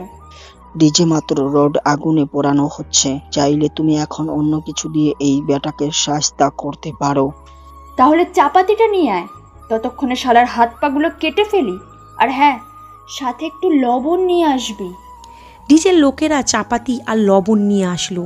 ডিজে চাপাতি দিয়ে ফারুকের হাত পা কাটা শুরু করে দিল। সোলেমান কাটা জায়গাগুলোতে লবণ দেওয়া শুরু করে দিল। আহ, সে কি চিৎকার কিংয়ের! ডিজে তার মতো করে চাপাটি ফারুকের শরীরে চালিয়ে যাচ্ছে, আর ফারুকের শরীরে রক্ত ডিজের জামা কাপড় মুখে এসে পড়ছে। এর মাঝে রড রক্তিম গরম হলে ডিজের লোক সেটা এনে ডিজের হাতে দিল। ডিজের লোকেরা ফারুকের প্যান্ট খুলে দিল। ডিজের সাথে সাথে রক্তের মতো টকটকে লাল রডটা ফারুকের মলদারের ভিতর ঢুকিয়ে দিল। কিছুক্ষণ কলা কাটা মুরগির মতো ছটপট করতে করতে ফারুক সেখানেই মারা গেল। এই শালার নাম যে কে কি রাখছো কে জানে? ঠিক বলেছিস তুই নাজিরা, শালাকে দেখে তো ফকিরও মনে হয় না, আর তার নাম কিং। এই, এবার তোমরা থামো, লাশটা রাস্তার মাঝখানে ফেলে দিও। আর কি কি করতে হবে? এখন এমপি মজিদের বিষয়ে খোঁজ লাগা, তাকে মারতে হবে আমার। ঠিক আছে ডিজে, যা বলবে তাই হবে। কিন্তু এবার কে কে খোঁজ লাগাবে তার বিষয়ে? এবার সাথে সুরাজ, হারুন আর নুসরাত, তোরা খোঁজ লাগাবি। আর হ্যাঁ, সব খবর কিন্তু নিখুঁত হওয়া চাই। ডিজে রক্তমাখা মুখ, রক্তে ভরা হাত দিয়ে মুছে ফেললো। তারপর ডিজে সেখান থেকে বের হয়ে গেল। ডিজের লোকেরা ফালুককে রাশ নিয়ে গিয়ে রাস্তার মাঝে ফেলে দিল। ডিজে সরাসরি তার বাসায় চলে আসলো। বাসায় এসেই ভিতরে ঢুকলো ডিজে। ডিজেকে দেখে মাত্র শামীম দৌড়ে ডিজের কাছে গেল। ডিজের শরীরে রক্ত দেখে শামীম চমকে গেল। আপনার শরীরে রক্ত কেন? কি হয়েছে আপনার? আপনার শরীরের কোথায় গুলি লেগেছে? এভাবে বাসায় আসলেন কেন? চলুন আপনাকে ডক্টরের কাছে নিয়ে যাব। আরে আরে, আমার কিছু হয়নি, আমি ঠিক আছি। এইভাবে তোর অস্থির হওয়া লাগবে না। তাহলে রক্তগুলো কিসের? না, তাকে সত্যিটা বলা যাবে না। সে যদি সত্যিটা জানে তাহলে সে এক্ষুনি এখান থেকে চলে যাবে, আর আমিও তাকে হারাতে চাই না। অনেক সাধনার পরে ওর মতো একজনকে পেয়েছি আমি। ওকে কিছু একটা বলে বিষয়টা ধামাচাপা দেওয়া লাগবে। কি হলো, এভাবে চুপচাপ আছেন কেন? কি হয়েছে আমাকে বলুন। নাকি আপনি কোনো শত্রুর সাথে ঢিসুম ঢিসুম করে তার শরীর থেকে রক্ত বের করেছেন, আর আপনার গায়ে পড়েছে শত্রুর রক্ত? হ্যাঁ হ্যাঁ হ্যাঁ, ঠিক বলেছিস তুই। আমার শরীরের শত্রুর রক্ত। ওই শত্রুগুলো আমার টিমের উপরে আক্রমণ করে, আর আমার টিমের অনেকে মারা যায়। তাই আমিও সেই শত্রুদেরকে মেরেছি, আর এইসব তাদেরই রক্ত। টিম মানে কি, বুঝলাম না আমি। আরে টিম মানে পুলিশ। আমরা একসাথে অনেকে দেশ আর দেশের মানুষদের জন্য কাজ করি, তাই আমরা পুলিশ বলি না, টিম বলি। আর আমি ওদের লিডার, মানে বড় স্যার। ও, এবার সব বুঝে গেছি আমি। এবার আপনি গিয়ে সব রক্তমাখা কাপড় পারলে গোসল করেন, তাহলে খুব ভালো লাগবে আপনার। আচ্ছা তুই বস, আমি ফ্রেশ হয়ে আসি। তারপর দুজনে একসাথে রাতের তারা দেখব আর গল্প করব। ডিজে উপরে তার রুমে চলে গেল। শামীম সেখানে সোফায় বসে থাকলো ডিজের জন্য। ডিজে বাথরুমে ঢুকে শাওয়ার ছেড়ে দিয়ে গোসল করতে থাকলো। এতদিনে বাবা মায়ের হত্যাকারীর একজনকে মারতে পেরে ডিজে আজ অনেক খুশি। অনেক দিন পর ডিজের মনে হচ্ছে গা থেকে কোনো বোঝা যেন নেমে গেল। ডিজে গোসল করে পোশাক পাল্টিয়ে আবার শামীমের কাছে চলে আসলো। এই যে এবার আমি তৈরি, নে চল ছাদে যাব, আর দুজনে আকাশে তারা গুনব। ডিজের কথা শুনে শামীম অট্ট হাসিতে লুটিয়ে পড়ল। কি হলো, এভাবে হাসছিস কেন? রাতে আবার আকাশে তারা গোনা যায় নাকি? আকাশে তো অনেক তারা, আপনি আমি যেদিকেই যাব সেদিকেই সেই তারাগুলো আবারও যাবে। তাহলে কি বারবার সেই তারাগুলো গুনবো? তুই দেখে বোকার মতোই কথা বলিস। চল, আজ আমি তোকে আকাশের তারা গুনে শেখাবো। ডিজে শামীমের হাত টেনে টেনে ছাদে নিয়ে গেল। দুজনে ছাদের কিনারায় দাঁড়ালো। আকাশের দিকে দুজনে তাকিয়ে পুরো ছাদটা নীরবতা বজায় করছে। কারো মুখে কোনো কথা নাই। নীরবতা ভেঙে শামীম ডিজোকে জিজ্ঞাসা করলো, আচ্ছা, আপনি তো মনে হয় কোনো কিছু খাননি, আর বাসায় এসেই আমাকে নিয়ে ছাদে আসলেন যে? খাবো আরও পরে, তুই খেয়েছিস? আপনার বাসায় আছি আমি, আপনাকে ছাড়া কি খাবো বেঈমানের মতো? আচ্ছা, দুজনে একসাথে খাবো। আপনার নামটা তো জানা হলো না। আমার নাম ডিজে। এটা কেমন নাম? ডিজে মানে হলো দেশের জনতা। আমি দেশের মানুষের জন্য কাজ করি, তাই সবাই ছোট করে ডিজে নামে ডাকে আমাকে। বাহ, নামটা খুব সুন্দর দিয়েছে আপনাকে। ডিজে দেশের জনতা ভাবতেই খুব ভালো লাগছে। আর এই মুহূর্তে আপনার মতো দেশপ্রেমিক মানুষের পাশে দাঁড়িয়ে থাকতে পেরে অনেক ভালো লাগছে আমার।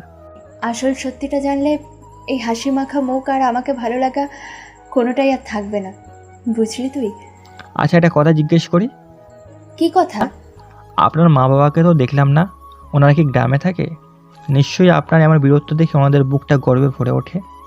শামীমের কথা শুনে ডিজের দু চোখ ভরে জল বের হয়ে পড়তে থাকলো। অনেক দিন পর আবারও ডিজের বাবা মায়ের কথা মনে পড়ে গেল। ডিজের চোখের পানি দেখে শামীম ভয় পেয়ে গেল। শামীম কি তাহলে ডিজেকে খারাপ কিছু মনে করে খারাপ করার মতো কোনো প্রশ্ন করে ফেললো? আপনি এভাবে কান্না করছেন কেন? আমি কি আপনাকে কোনো মন খারাপ করার মতো কথা বললাম? ডিজে এবার শামীমকে জড়িয়ে ধরে কান্না শুরু করে দিল। এই প্রথম কোনো মেয়ে মানুষ শামীমকে জড়িয়ে ধরল। ডিজে জড়িয়ে ধরার সাথে সাথে শামীমের শরীরে যেন কারেন্ট বয়ে গেল। শামীম কিছুই বুঝতে পারল না এ সময় সে কী করবে বা ডিজে কি বলবে। জীবনে প্রথম এমন কারো কোনো নারীর স্পর্শ পেল শামীম, যেমনটা ছোটবেলায় পেয়েছিল কলির কাছ থেকে শামীম।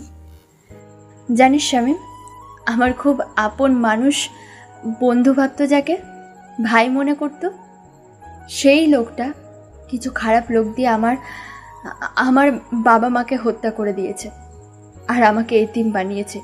যেদিন খুব বাবা মায়ের কথা মনে পড়ে সেদিন আব্বু আম্মুর ফটো বের করে তাদের দেখি, আর এই ছাদে এসে আকাশের ওই তারা দুটোকে মন ভরে দেখি।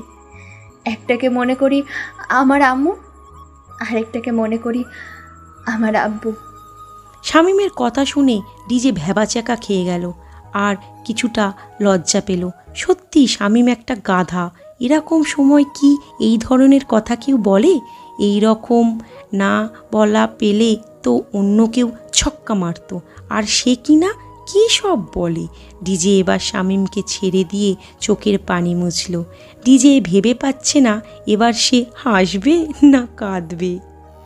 আর আমার শরীরে যেন কি একটা হচ্ছে। আমাকে ছেড়ে দিয়ে কাঁদুন না। সত্যি বলতে এভাবে কোনোদিন কোনো মেয়ে আমাকে জড়িয়ে ধরে নাই। আপনি জড়িয়ে ধরে কান্না করতে শরীরে মনে কারেন্ট খেলে গেল। আর দেখেন শরীরের লোমগুলো কেমন দাঁড়িয়ে গেছে। ডিজে বোকার মতো এবার শামীমের কথা শুনল। এখন ডিজের কি বলা উচিত বা কি করা উচিত ডিজে নিজেও জানে না। গল্পটি এখানেই শেষ না, গল্পের সিজন 2 এখনও বাকি আছে। গল্পটা যারা পুরোটা শুনেছেন আশা করি গল্পটা তাদের খুবই ভালো লেগেছে। যদি ভালো লেগে থাকে তাহলে আমাদের চ্যানেলটি সাবস্ক্রাইব করে আমাদের বন্ধু হয়ে পাশেই থাকুন। খুব শীঘ্রই গল্পের নেক্সট পার্ট নিয়ে আসবো। ধন্যবাদ।